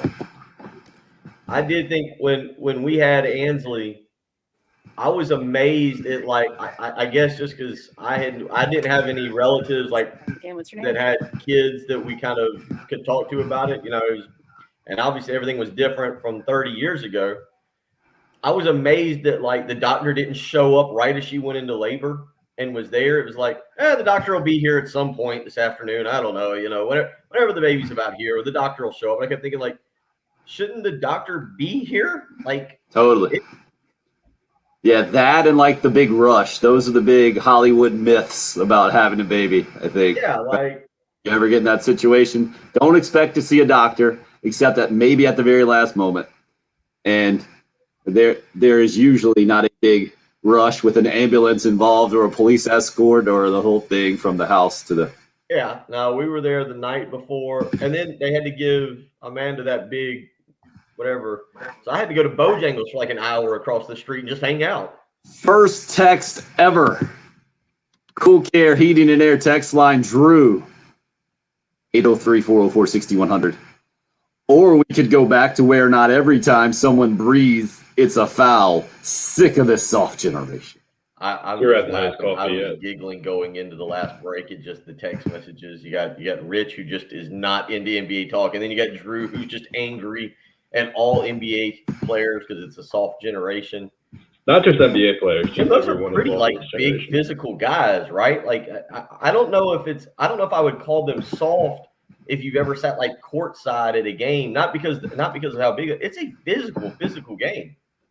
Yeah, and I get it. Like Trae Young's not necessarily a physical specimen. Luka Doncic, though, is pretty not just athletic, but a pretty big dude to be. That's the thing that when I went to see my first NBA game live, that I was so in awe of was just how physical it was and how big those dudes were.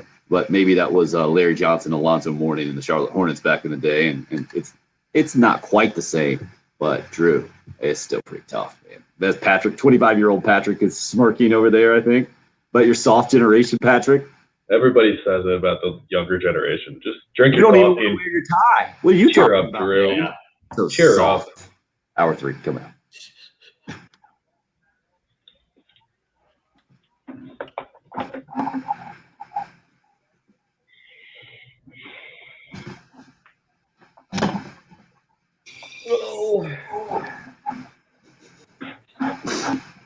Jesse, that's hilarious. I just picture Jesse watching a game, waiting for any kind of soft foul, sitting here with the clicker. Done.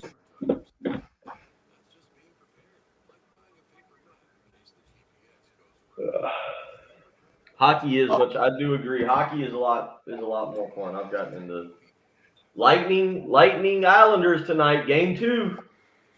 every generation has gotten off on talking about how much tougher they are than the previous generation. As long as there have been humans, that has been a staple of them. That's a hot take. No, it's not. Yeah, that's just fact. Yeah, Chris, definitely more offense. What is that, 86-83 game the other day when I watched Sixers and Hawks? It was just bad offense at the end. It was good defense, but it was also bad offense. I mean, they're much better shooters than they used to be. Well, just the rules have changed to help that, though, too. But no, but the spacing on the court is ridiculous nowadays because you have to defend guys as soon as they cross half court. Well, we can go back to the ABA days and start pulling some of those final scores, too, if we're going to go generational. And those were typically in the 140s. It wasn't rare. But the biggest thing I've noticed, even from like probably the earliest championship I can remember is probably the 04 Pistons. And I mean, just watching those games versus what we see today is the spacing is outrageous. Like they're all over the place. But York, there's always been technology, man. I mean, imagine the old school people that were talking about the phone, right? Oh, now you can just pick something up and talk to somebody. I used to have to walk miles. Could only see someone every few years. I had to get on horseback. Tim, take it a step further. You used to have to be stuck next to the wall with a cord on the phone. That's what I'm saying. I'm saying when the phone was invented, imagine what the previous generation was saying about those kids who could talk to their friends on the phone. Yeah.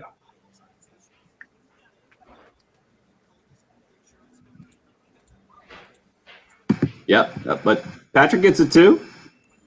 I get it too. It's just you sound really lame when you just say things like Drew. Was that yeah. You sound really lame and just grizzled and unpleasant when you say things like Drew said. But that's the whole point, York. Tech is always improving things, right?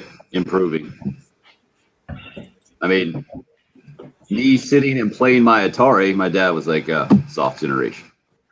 Well, I'm going through that. I got Austin's headphones working. It took me forever. Like there was a setting on the PlayStation that I had the headphone mic muted, and I got his headphones working. So yesterday, all he did was sit in his room and play Fortnite with his buddies because now he can chat with them. And so now you don't hear the buddies talking, you just hear Austin. So there's random things like, we got to get the chicken. We need more chickens. And you're like, what the hell's going on in that room?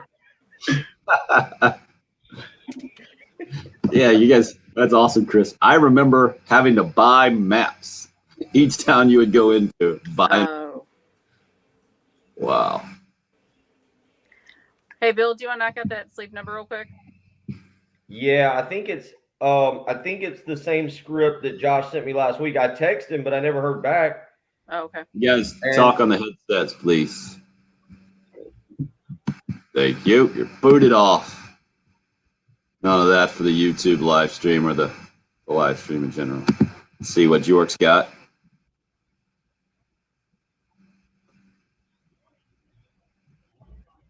It's not just offensive, though. I mean, it certainly skews that way. But, I mean, in baseball, think about baseball, how much lack of offense there is, how much lack of hitting the ball, how many more strikeouts there are. Big problem. I mean, it's only a matter of time before people say they're going to stop watching football because you can't hit people helmet to helmet anymore. And football's a million times different than it used to be. So everything's always going to get safer.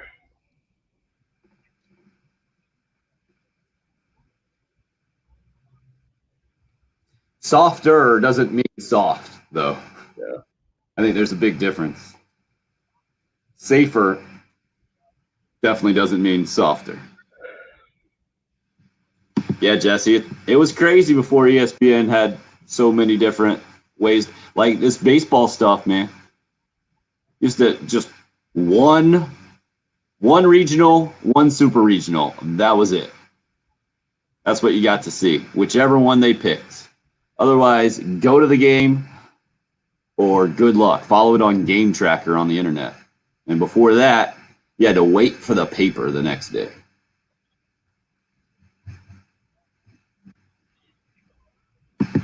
Yep. But guess what? Old hockey players are still complaining about how hockey's gotten soft too. Not old lacrosse players? I don't know. Probably, yeah. There's just not enough of them. I'm sure you can find some back home. But lacrosse, I mean, it definitely has gotten more offensive driven because they've integrated the shot clock into college lacrosse, and really, guys are stretching the field more. It's like basketball. I mean, there's better shooters nowadays. You have to defend from farther out, which inevitably creates more space.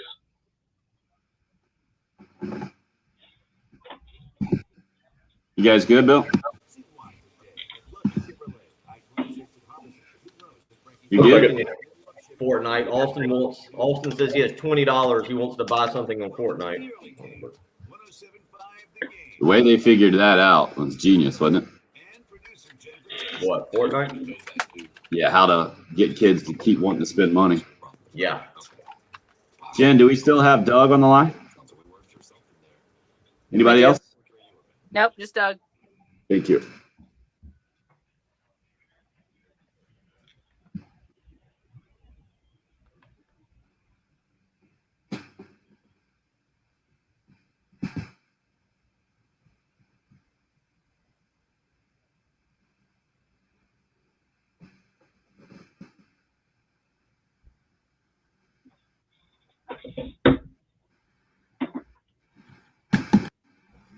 Softer or smarter?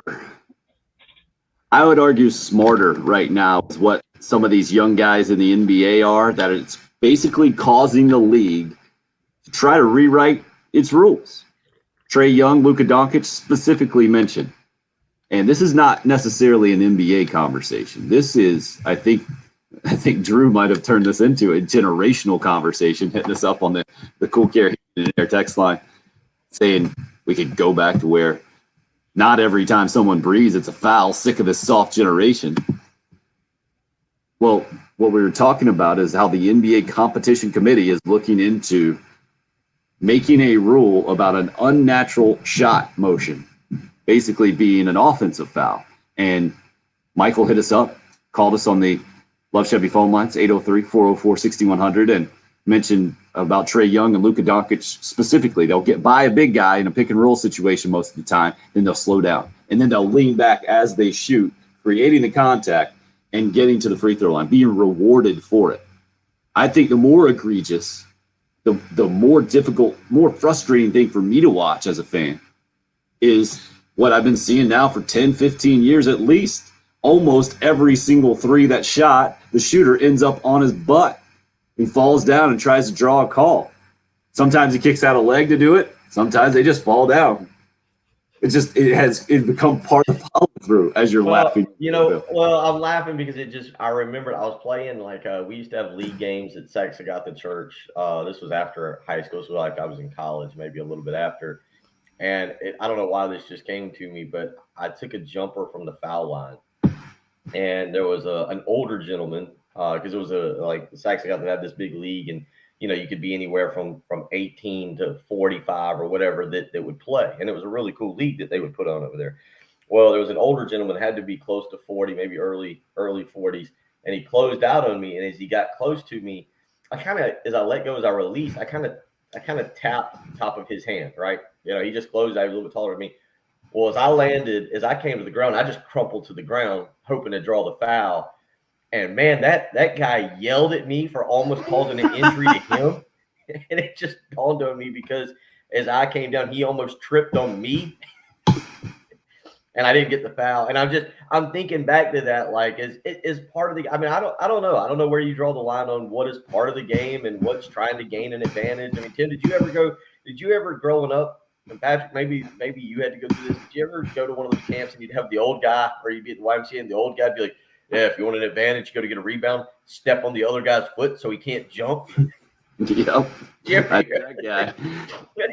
I hated playing against that guy, the guy that would pull your shorts. So if you jumped up, your shorts come down. Cool either. That guy wasn't cool. I mean, I was flying across the court on every defensive possession. I would try to take a charge, and I would go absolutely. That guy. Yeah, I was that guy. I drew so many charges in high school basketball. It wasn't even funny. Dude, I'd love to have you on my team. Hated to play against you. Patrick was that guy, apparently. 803-404-6100, the number into the Love Chevy phone lines. Doug's been waiting patiently to weigh in on this discussion. The unnatural shot motion is what the NBA is discussing right now. Doug, what do you think?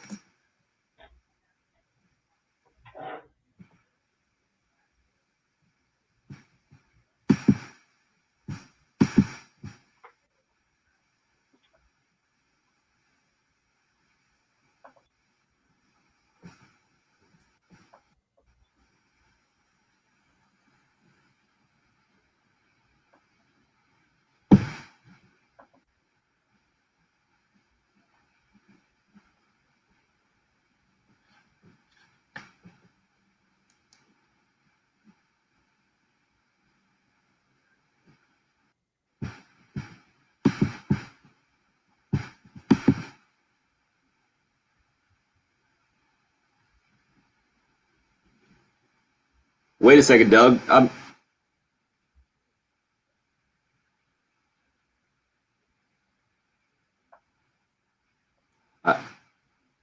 Doug, do you have a break on sports for any particular kind of rule reasons or competition reasons?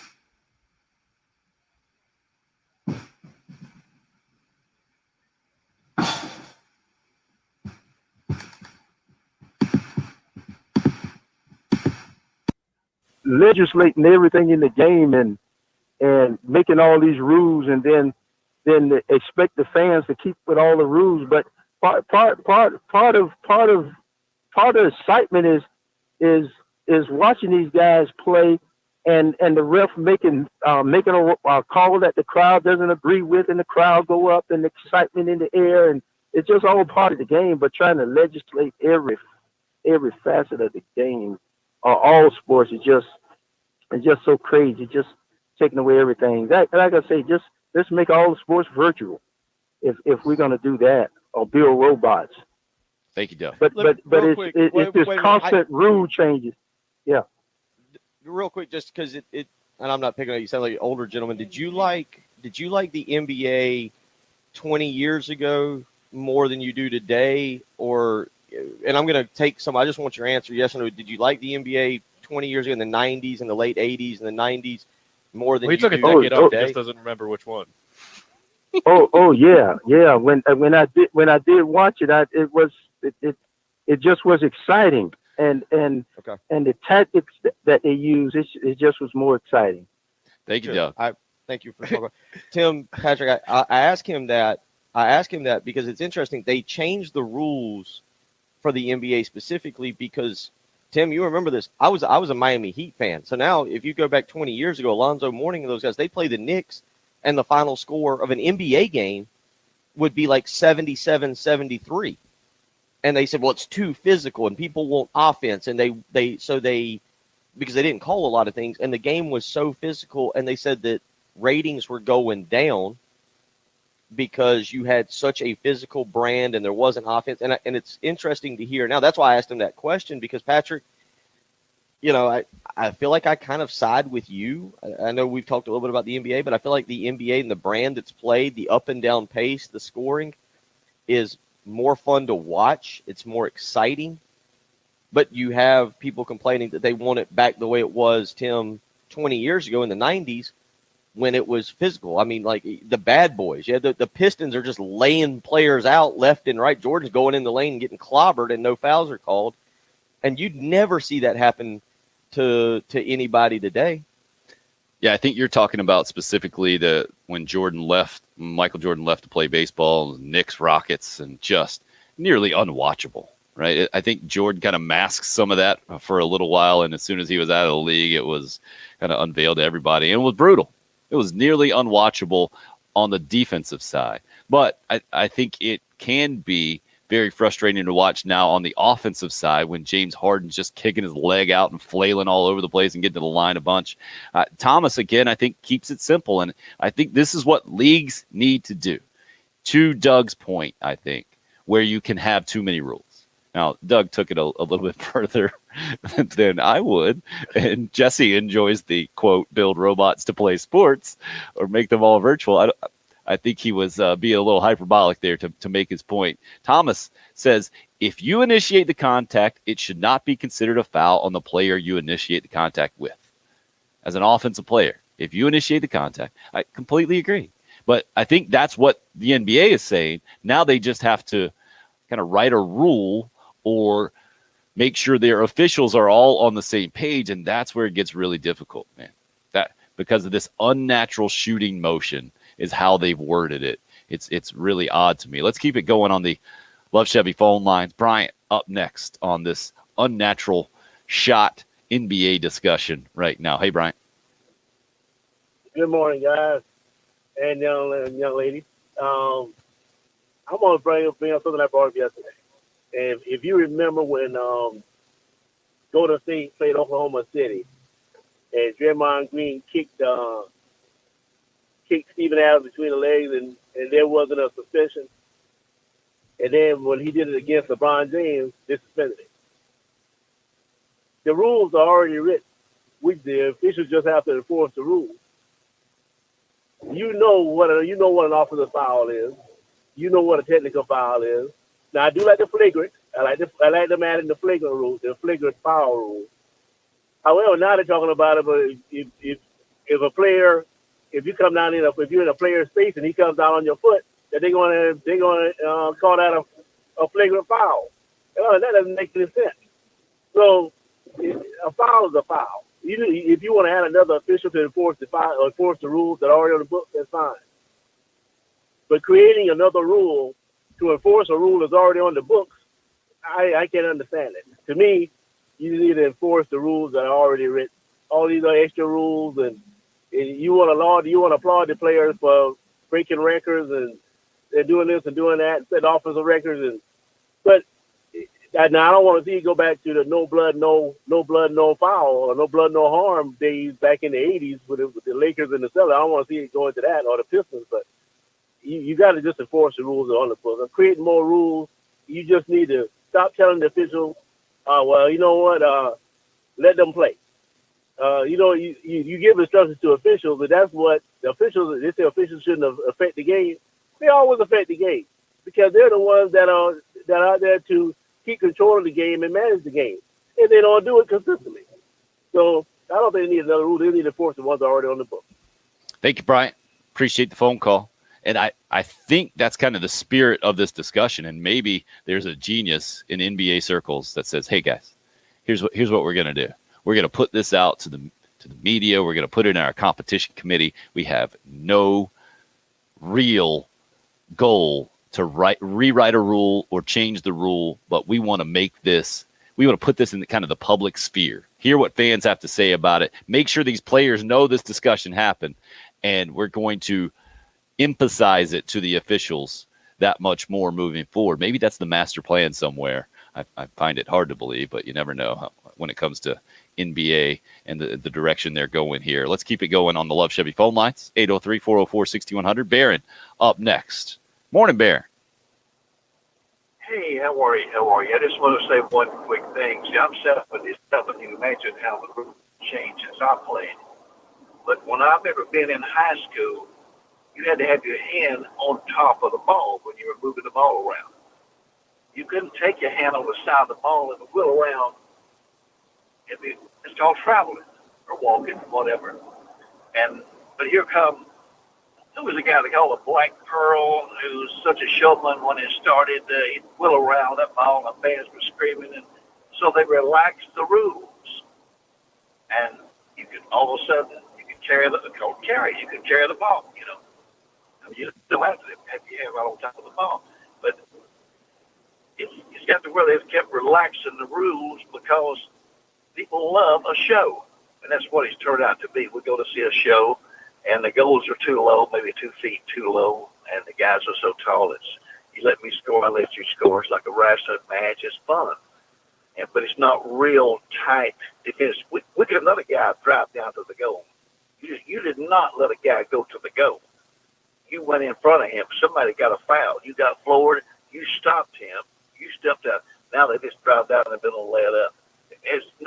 The defense has changed, carrying the ball. The rules have been relaxed. It's not more rules, it's less rules. Really, is what's happened. Okay, I'll let you talk about that. Thank you, Bear. much. Appreciate the phone call. I didn't follow any of that. Well, you're 25. Maybe that's why, not relating to 77-year-old Bear in there.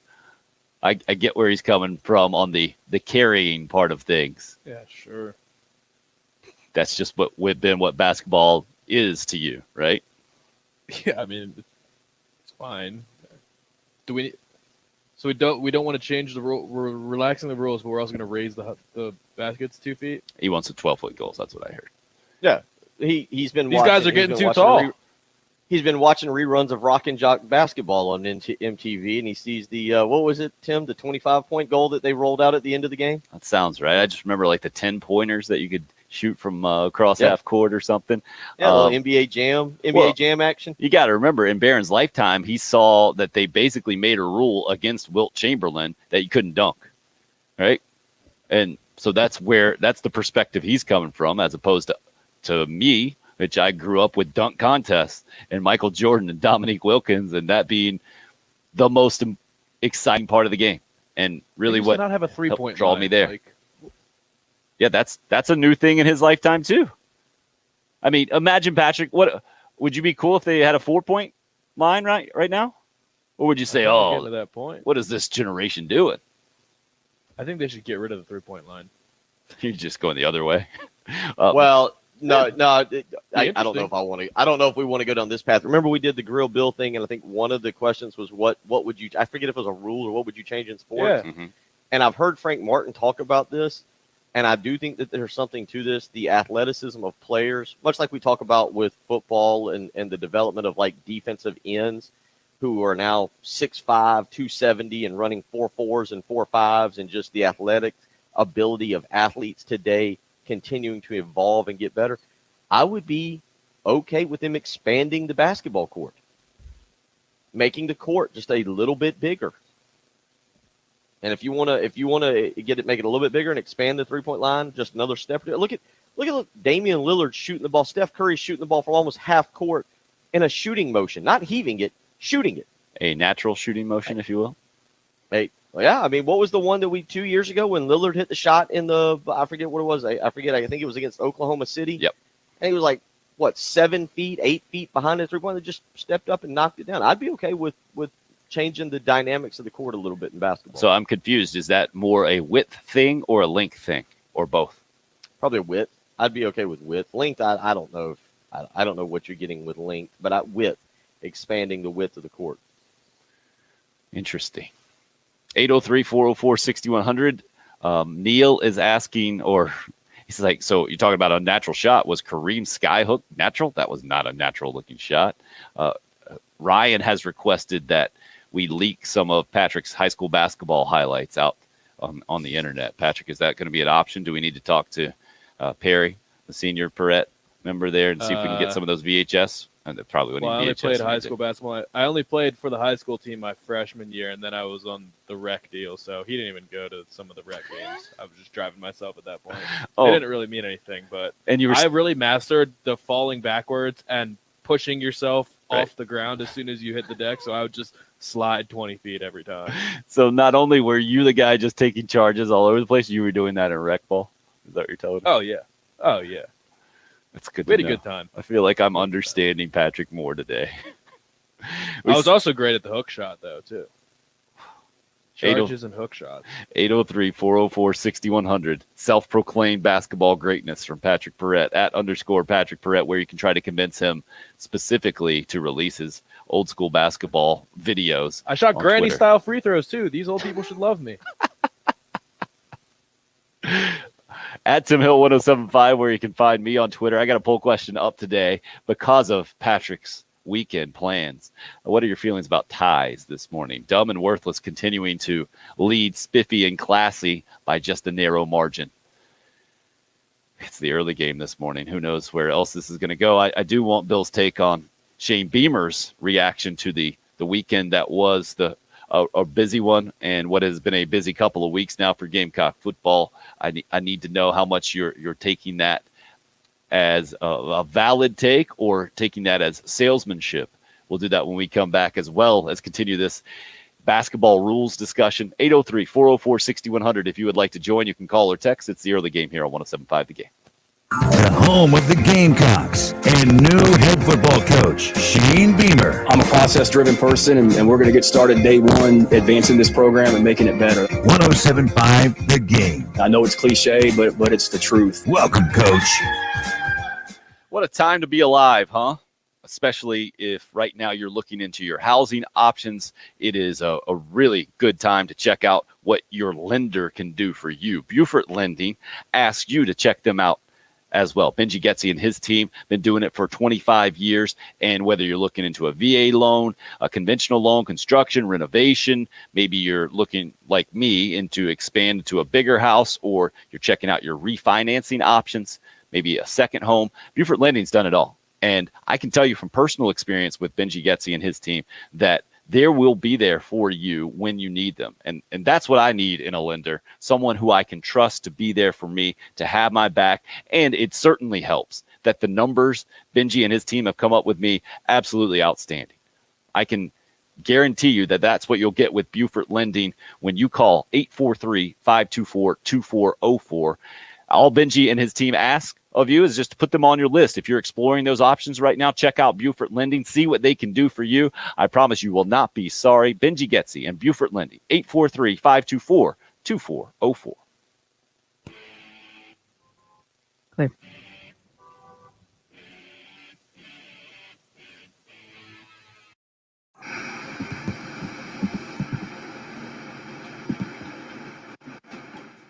Quick bathroom break for me, Patrick. See what you can come up with for the people, since Bill Jets again. I'm right here. I'm listening. Just because I'm not on camera doesn't mean I'm not right here. The whole point of the live stream is for the commercial break interaction, Bill. You can't leave every commercial break.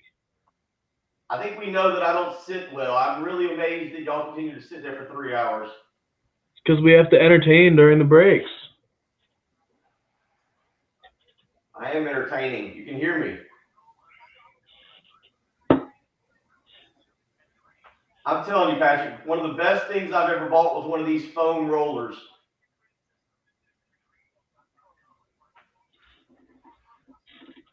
Yeah, they're nice. That thing is the foam roller there, just kind of in the morning, stretching out the back.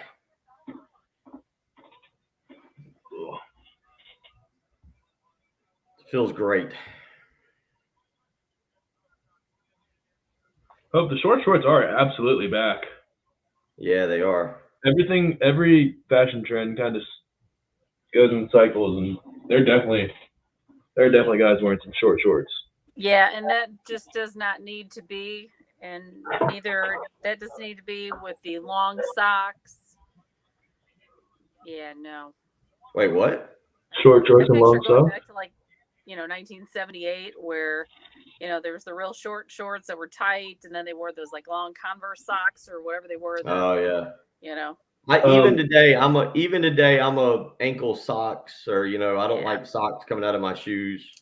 Well, I'll wear ankle socks in tennis shoes, but if I was on the lacrosse field and someone was wearing ankle socks, everyone would think they were horrible and laugh at them.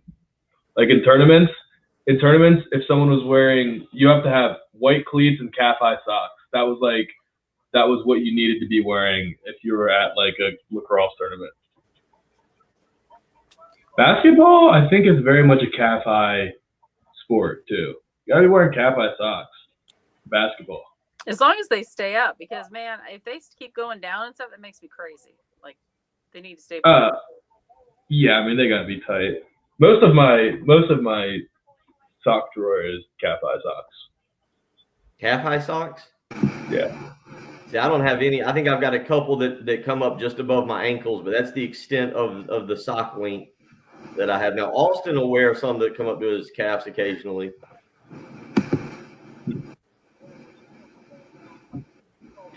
Tim missed out on the fascinating sock discussion. I've never played a sports game in anything other than cat-high socks. But I wear ankle socks in my daily life. That's Sports game. 100%. Yeah, 100% cat-high socks. That's how Patrick goes into game mode, ready to take charges all over the place. Pulls up the socks. Headband. Right. He looks like one of the guys out of Cable Guy. Yeah, Chip. Start calling him Chip. Yep, Jesse's must be a generation thing. Ankle socks, but I would wear the spandex pants underneath the basketball shorts. Oh yeah, that's it. Back then, the basketball, the short, and even now, the shorts were long. You didn't see the spandex. Of course, nobody really saw it because I was always on the bench. But there was a time where this was popular in high school for me, where they would wear two pairs of Nike calf highs, but drop one a little bit lower, so you'd see both swooshes. I thought Todd was just I know people who did that, and they'd wear two different colors. Thought Todd was just being story topper. No, well, there's the Nike Elite socks were the big basketball socks that came out, and they kind of looked like they were two separate socks, but they were just one. Those were like $10 to $15 pairs of socks. Dang. Cheaper to wear two pair. They were only for games, though. People wouldn't just wear those around. If they did, they were just flexing. Good for you, Troy. It was a good game. I was watching it on TV. And you see that ridiculous. So a Dallas Baptist dude hit a ball deep to center and started walking. Then he started running, and eventually the Virginia guy pulled it over, basically robbed him of the home run and was talking some noise to him. There were a lot of great defensive plays in that game yesterday, man. Second baseman, shortstop for Dallas Baptist. Sorry to be a buzzkill on the sock conversation. Yeah. See, I'm so old. I remember when it was like the white tube socks with the colors at the top, the color stripes that go around. That's what I was talking about with the really, really short shorts, like that. Right. That's how it started. And then I saw basically Jordan change the entire fashion discussion. Thank goodness. All right, heading back in. Great. Yeah, Alan, we've come a long way in today's discussion. Unfortunately, my basketball fashion came from the Fab Five: baggy shorts, black socks. Never did I think in life I would be a 43-year-old man sitting in my garage discussing what type of socks I wore growing up, and then my 25-year-old colleague leaves his living room camera on his computer for a second and goes and grabs a pair of those socks and shows them to me. Yeah. Naturally, as doing my job. That coach I was talking about, that was a military guy that was a big yeller. He bought those socks for everybody on the team and said, these are the team issued socks for this season. And he made everyone wear them. What year are we talking about here, Patrick? You're 25. This is 9 years ago, I'm guessing 10? Yeah, I want to say this was 2010. Yeah, because I think it was my freshman year. So yeah, we had to wear those for a year, and everyone was trying desperately to drop them down or roll them up to calf length size so they wouldn't look as ridiculous, and it just was no brainer. And then we got these ones. These ones were very popular later on. Yeah, this was lacrosse. The Nike. Is lacrosse a high sock sport? Yeah, you have to wear white calf high socks and white cleats. Black cleats is a sign of not being a good player. There's certain things. Yeah, you got to wear white cleats, white calf high socks. You got to wear your helmet a certain way, and yeah. Wow, a lot of unwritten rules apparently. A lot of unwritten rules in lacrosse. See, I admitted it just off air, Maya, and it is weird. Patrick showed socks today on the live stream. I've showed the tie collection. We don't know what Tim has. Maybe a hat collection or some type or something that he can break out in the next You guys got to pay to see my stuff. That's all. You guys can Okay, just but volunteer and stuff. most of my basketball fashion sense came from the Fab Five: baggy shorts, socks below the shoes. I've never even now I'm not a big fan of like socks that if I'm wearing shorts that you can see outside of my shoes. And now, do you feel like you'll ever evolve your basketball fashion? Because that's the thing, right? We're seeing it before our eyes. We've seen it with Gamecock players. Who was the first one that did it? It was Carrera was the one. Was it Michael Carrera, the first short shorts? Yeah, I think it feels right. like it was Carrera who would show a little bit of thigh there when he played. Yeah. So having seen this trend reverse, it's just not only is it a sign of my mortality that I'm getting old, but it's just it's a taste thing too. Like no, I never thought I would see that. I always thought that would just be a guy thing, and just coming off of a conversation that we've gone everywhere today, right? We started with ties because Patrick's heading to a wedding. Mentioned swimsuits, done socks, all over the place. James just weighing in saying on Twitter that he's always a bow tie guy. We have that poll question up and rolling right now. Let me give you the latest results. Dumb and Worthless now pulling away. Your thoughts on or your feelings about ties at 38%. 27% of you going with spiffy and classy, and the rest of you are going with options that you just don't care to weigh in one way or another. Clearly have problems making decisions or just don't like me personally, and that's okay as well. At Tim Hill 1075, where you can go and vote. About 20 more minutes, that thing will be up and rolling. I wanted to continue our discussion about basketball. This is coming off a report that the NBA is considering writing a new rule about an unnatural shot. Let me get the exact wording of this thing, right? Because it's so odd to me. The unnatural jump shot motion. That's what sources are reporting the whole thing. Thomas has been waiting patiently on that Love Chevy phone line at 803-404-6100 to weigh in. Morning, Tom. Morning, guys. I don't think they need to write a rule for this unnatural shot. Just stop giving the guys the call. You know what I mean? It's just crazy. And, we have the NBA is involved and they do all the rules. Because I remember when Shaq came in, he was such a big guy, physical specimen, that if he bumped somebody slightly with his shoulder, they went flying across the court. And then all of a sudden, you basically had a Shaq rule, just charging. And it just took a little fun out of the game because it's like, here's a guy who's dominating, but he can't use his skills because if he bumps somebody, they're going to go flying across the court, and then, he gets a foul. So it's like you take away from that. You got to have a little physicality in the game. But I'm for just not giving them guys them calls. Now I hang up and listen. Appreciate the phone call. I guess it comes down to specifically, right? And it's kind of the ultimate compliment for a player that they have to rewrite the rule book for you. But Bob Gibson got that point in baseball where he just dominated and they had to lower the mound after they had raised it, I think. I think you can go back to like George Mikan, Wilt Chamberlain, the big guys like Shaq that rules have had to be changed for.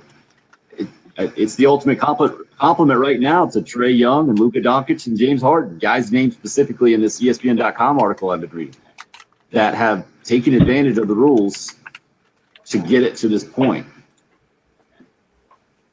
But I hear what Thomas is saying, and I agree that you shouldn't have to write a rule. But I think now that we've gotten to this point, that you probably have to put something in there so these referees can not just say, hey, this was my judgment this year where it was completely different last year, but they can point to, hey, this is what we're going to do now because of this rule change. Bill, what made you giggle in that little gas? Well, it's not the rule change thing. It was going back to some of the dress that we're talking about, the attire today. And I was just thinking the basketball shorts. What sport do you think I don't know if I want to say dress. I'm watching golf. What I'm watching right now is live from the U.S. Open, and they're showing old clips of U.S. Opens. Like they're showing there's one of Tiger Woods and stuff. And I'm just looking at the way they just showed somebody, I can't remember who it was, winning like the 1989 U.S. Open. and I'm looking at the way, they were just dressed for that, the polo shirts, the khakis and everything. And it made me think you were talking about the basketball shorts and the transitions we've seen with clothing in basketball and going to the tighter jerseys. Patrick, I think you were probably the generation when Kentucky started wearing, I think it was Kentucky was the first one to do it, almost like this, I don't want to say skin tight, but it was basically like the really tight jersey as opposed to the baggy jersey. You know what you understand what I'm referencing there? Yeah. And so it makes sense. Yeah, you're exactly right. Kind of the skin. So I'm wondering what fashion would you bring back? I mean, for football, you had what do you call it? The neck collar. What was the official? Was it neck collar? Talking about there. Yeah, I think that's right. Neck roll. Yeah. Yeah, the neck roll. I think about the old USFL. I think it was USFL. And no, it was the NFL jerseys. It was Earl Campbell back in the day with the breakaway jerseys. Yeah. Right? You guys remember that in football? Like that. You talk about something that makes sense. That makes sense. And I guess, the trend more recently is to have them as tight as possible. So you have as little cloth to pull as possible. That all makes sense. Trey says cowboy collar. That's what you were looking for, Bill. Okay. Thank you for that help on the YouTube live stream there, Trey. Yeah. But that's specific like equipment though. I'm wondering what you would bring back today. Would you bring back that? I mean, I'm watching the golf. I think part of the Brooks Koepka issue is that I believe Bryson. I think I'm right on this. Is Bryson DeChambeau still wears metal spikes, which is driving people insane because they messed the green up. I couldn't tell you. Do you remember the last time you wore metal spikes on your golf cleats? I couldn't tell you the last time I've seen metal spikes. Yeah. Like anybody wearing them. Right? Because all golf courses everywhere, I don't even know if they have to have the signs anymore. They have to have soft spikes. This was 20 years ago, I think, when this started happening. But it was a cool sound when you would go to a golf tournament. You just hear the clunk, clunk, clunk. I mean, that was just, that was kind of cool. Maybe not. Especially if you like to destroy yards, right? Or you don't have to mess with the greens there. But you're right. No, it was maybe it was a cool sound because that meant, hey, golf, you're playing golf now. Seriously. Equate it to playing golf. Yeah. I always equate that one to the metal spikes with baseball back in the day when it would be with the high school team or whatever. You finally get to the place where you're not playing with plastic cleats and you get to graduate to the metal spikes. That's a cool sound for me too, a similar one. So what sport are you saying, Bill, has changed the most from a fashion standpoint? I think they've all kind of evolved in a lot of different ways, talking about football, talking about basketball now, and golf. Golf is more just evolving with kind of dress, business casual dress, wouldn't you say, in society?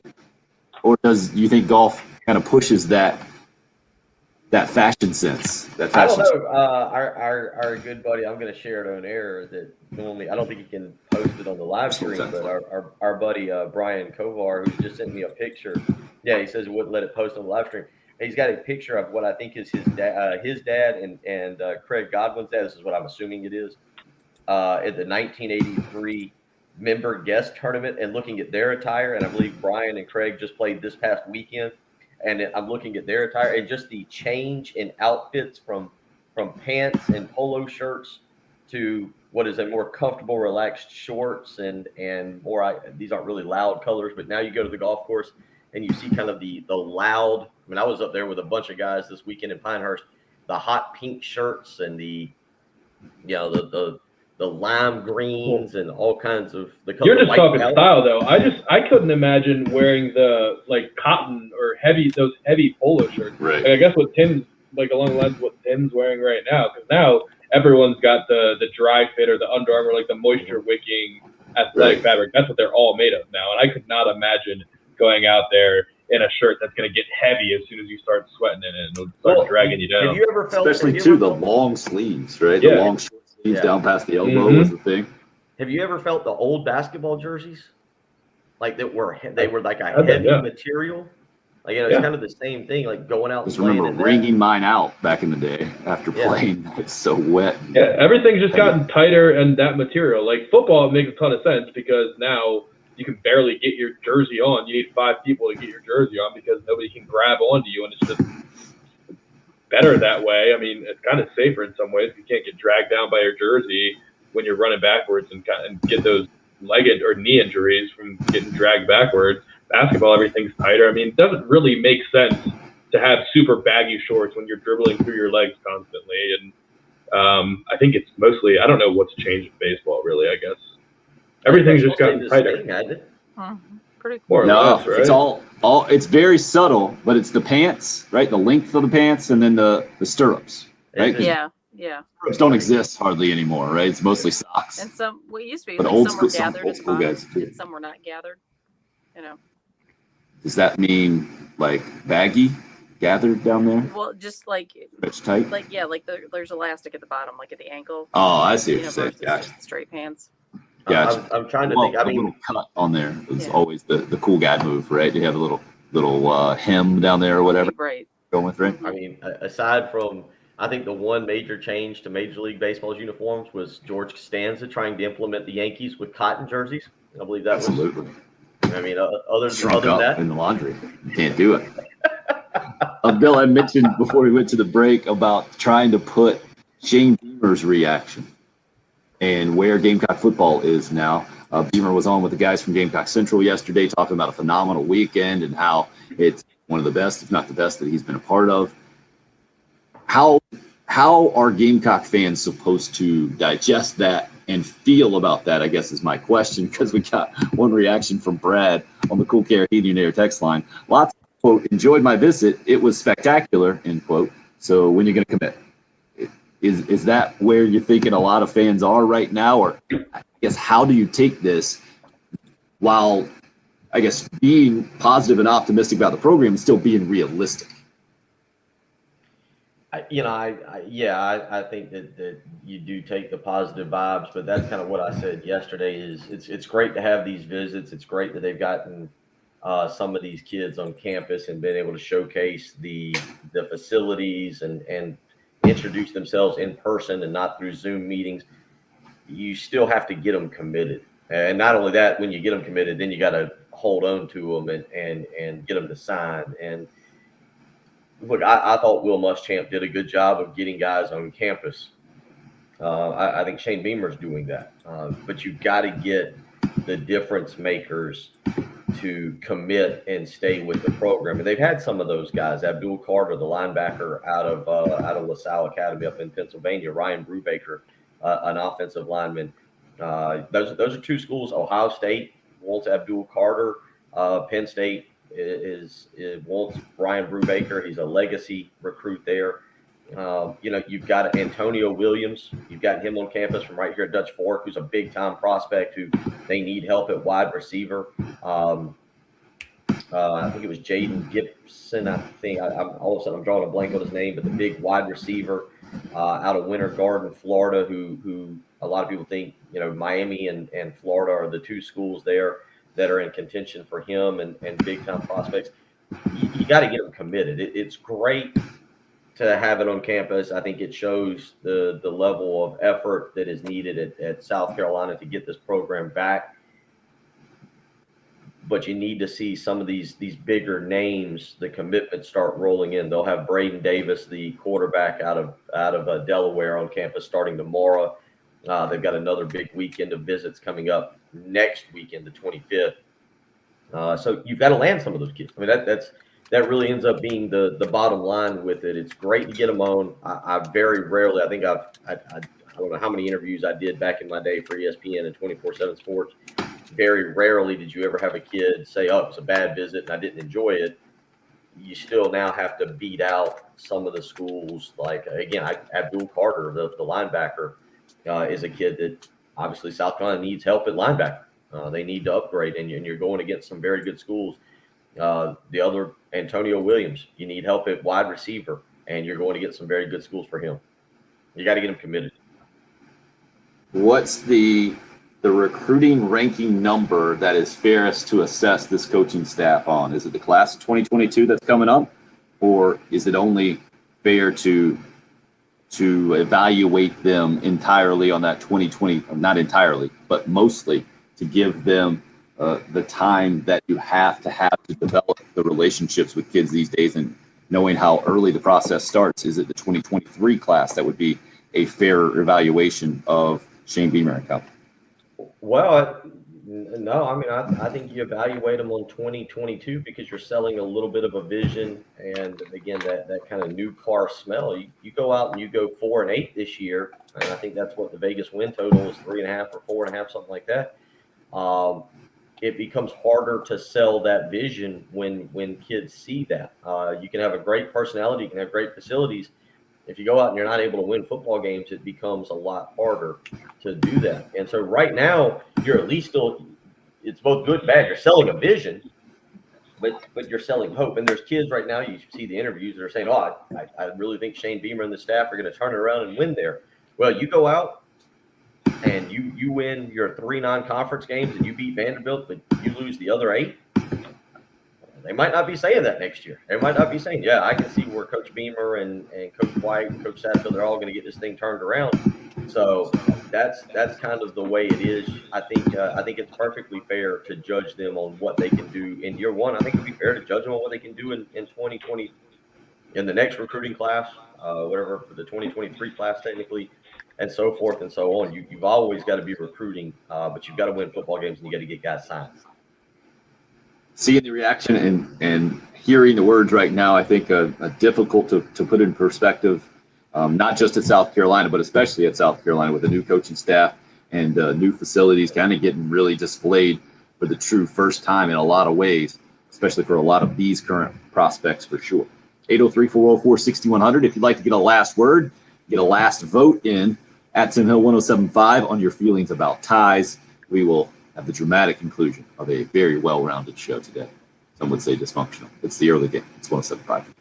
The home of the Gamecocks and new head football coach Shane Beamer, 107.5 The Game. Today is an absolute dream come true, not just to be a head football coach.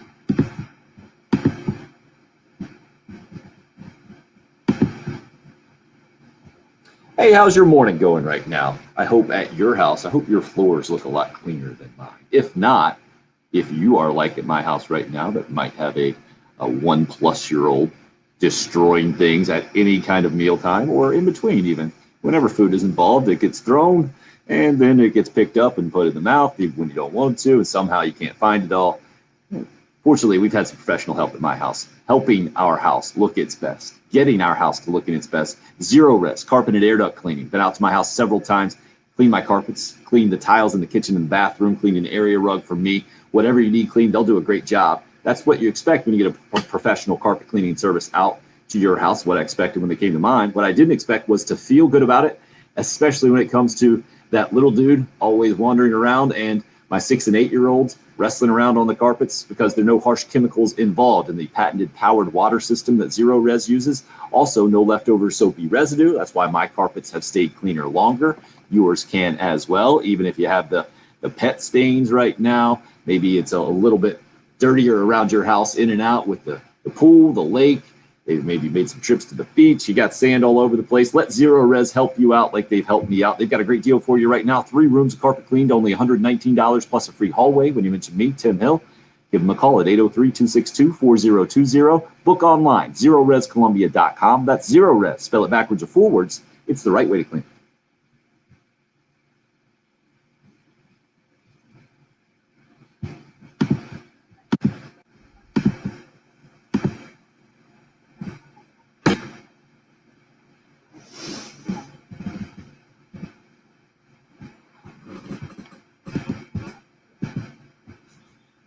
Today's athletics are wimps. Early baseball uniforms were wool. Imagine playing in the daytime in July wearing wool shirts and pants. That's hot. I don't think so. I don't think Gamecock will kids very much. But maybe. You know, a lot of times I think we read these too harshly, and it's guys trying to kid and just not quite conveying it. Not having senses of humor, so they don't know how to make good. No, they have senses of humor. They just might not know how to properly convey tone on text. Especially if you're on your way to work or something, or if it's not your job. I can see how that can be a deal.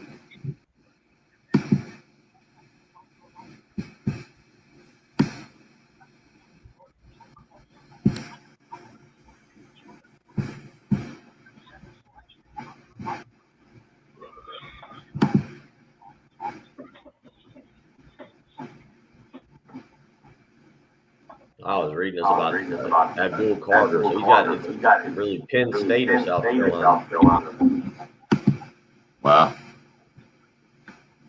That would be huh? South Carolina's going head to head with Penn State for a good number of prospects, it seems like right now. Yeah, you feel like Beamer and Franklin might not be the best of buddies, huh? Well, you got Pete Limbo. We've got Pete Limbo who's going up there and really going into the Northeast. Right. So they're in on more of those kids. I was just reading the Penn State site. They seem to think South Carolina is going to get Brubaker. That'd be a good pickup for that. That's the kind of kid you got to get committed. Carter's a good. It said the Penn State site said Carter at their camp ran a pair of 4.5s, but then it says the question about him is his grades and where he'll end up playing at the next level. He may be a defensive end in college. 6'4", 230 pounds already. That is kind of a big kid. You got to figure he'll get to 250.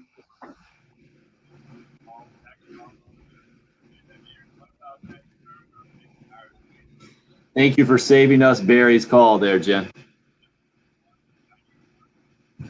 Just sharing the info, which is pretty much Greek to me.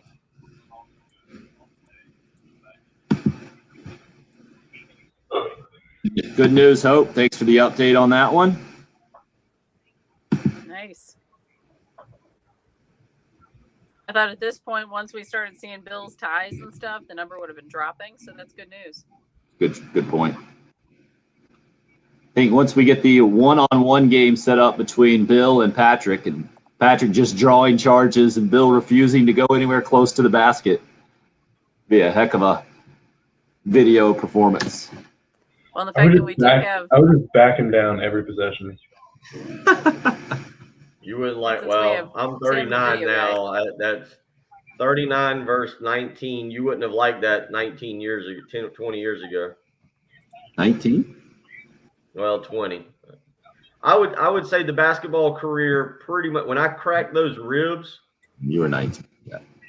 When I cracked those ribs back 7 or 8 years ago, that was pretty much the end of the basketball playing pickup. Now I'm in fear of ending up on one of those little scooters with a popped Achilles for multiple months. You know you can do that just walking as well, right? That's why I don't walk anywhere very fast. It's not a speed that's thing. the story. I stay on the boat. I'm with you, Chad. Do that as a station. Just heckle the station host in terrible athletic day, terrible field day. Is that what you go? Awesome. Didn't we already do that once? And I pulled a hamstring trying to run a second 40. Yeah, no, just make it more low key. I guess right.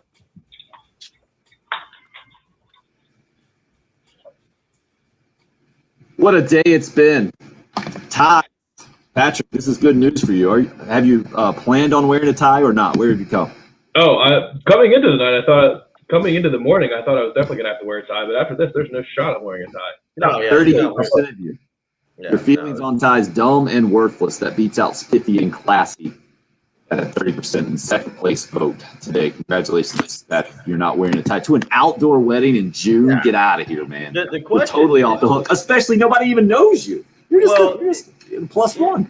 You're adding rules to this. Yeah, he shouldn't be wearing a tie anyway to this wedding because, as you said, it's a afternoon wedding in June. And I'm just trying to glance very quickly. 80 degrees on Saturday, Patrick. That's a no tie. It's an open collar wedding. Now, here's the question: should Patrick wear a jacket with it? Yeah, I'm definitely wearing a jacket. Not wearing a tie, man. The real question, I think, is pocket square. Don't be that guy.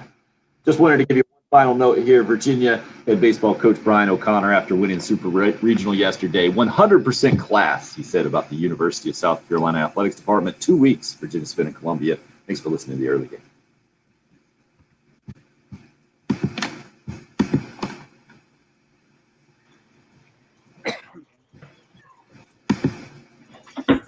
Anthony, we'll see what we can do for you on that.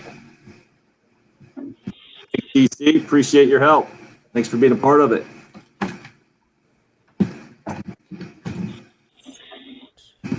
Anthony, by the way, I don't wear those. I wear flip flops. I've got multiple flip flops, but none of them are the as you said, the Jesus sandals. That is not the direction I go. Birkenstocks. Oh yeah. They're big now. They're big again. Birkenstocks are big again. They've come back around. Yeah, got tons of guys wear Birkenstocks now. Really? I just can't take people seriously when they do that. Well, they do look very comfortable. I had this discussion with my girlfriend the other day. She said, "Would you wear Birkenstocks?" I said, "Absolutely never," and she was shocked by it. Good answer. Good answer. But I mean, they are more comfortable, I'm sure, than regular like flip flops. But I just wouldn't. I wouldn't do it. I'm just not sure I'm a big flip flop fan of guys wearing them. Just that's not my favorite look. But Of Birkenstocks or of flip flops in general? I think flip flops in general, because for one thing, they look uncomfortable. I get tired of hearing the when people are walking by. I mean, there are certain times where you have to wear flops. To the beach. To the pedicure. I will wear them around all day today. It will be Really? I think I wore tennis shoes last week one day. Maybe. They're so flip bad flop. for your It's flip flop season. I've got the black ones. I've got the white ones. I've got the gray ones. I only got 3 pair. I would only wear brown. Yeah. I think they're just terrible for your feet too. There's like zero support. No, Reef has got really good sandals. Rainbow. They've got support. They're thicker. You're right. The gray pair I have is a more harder substance, so I can understand what you're saying on that. This must end now. I know.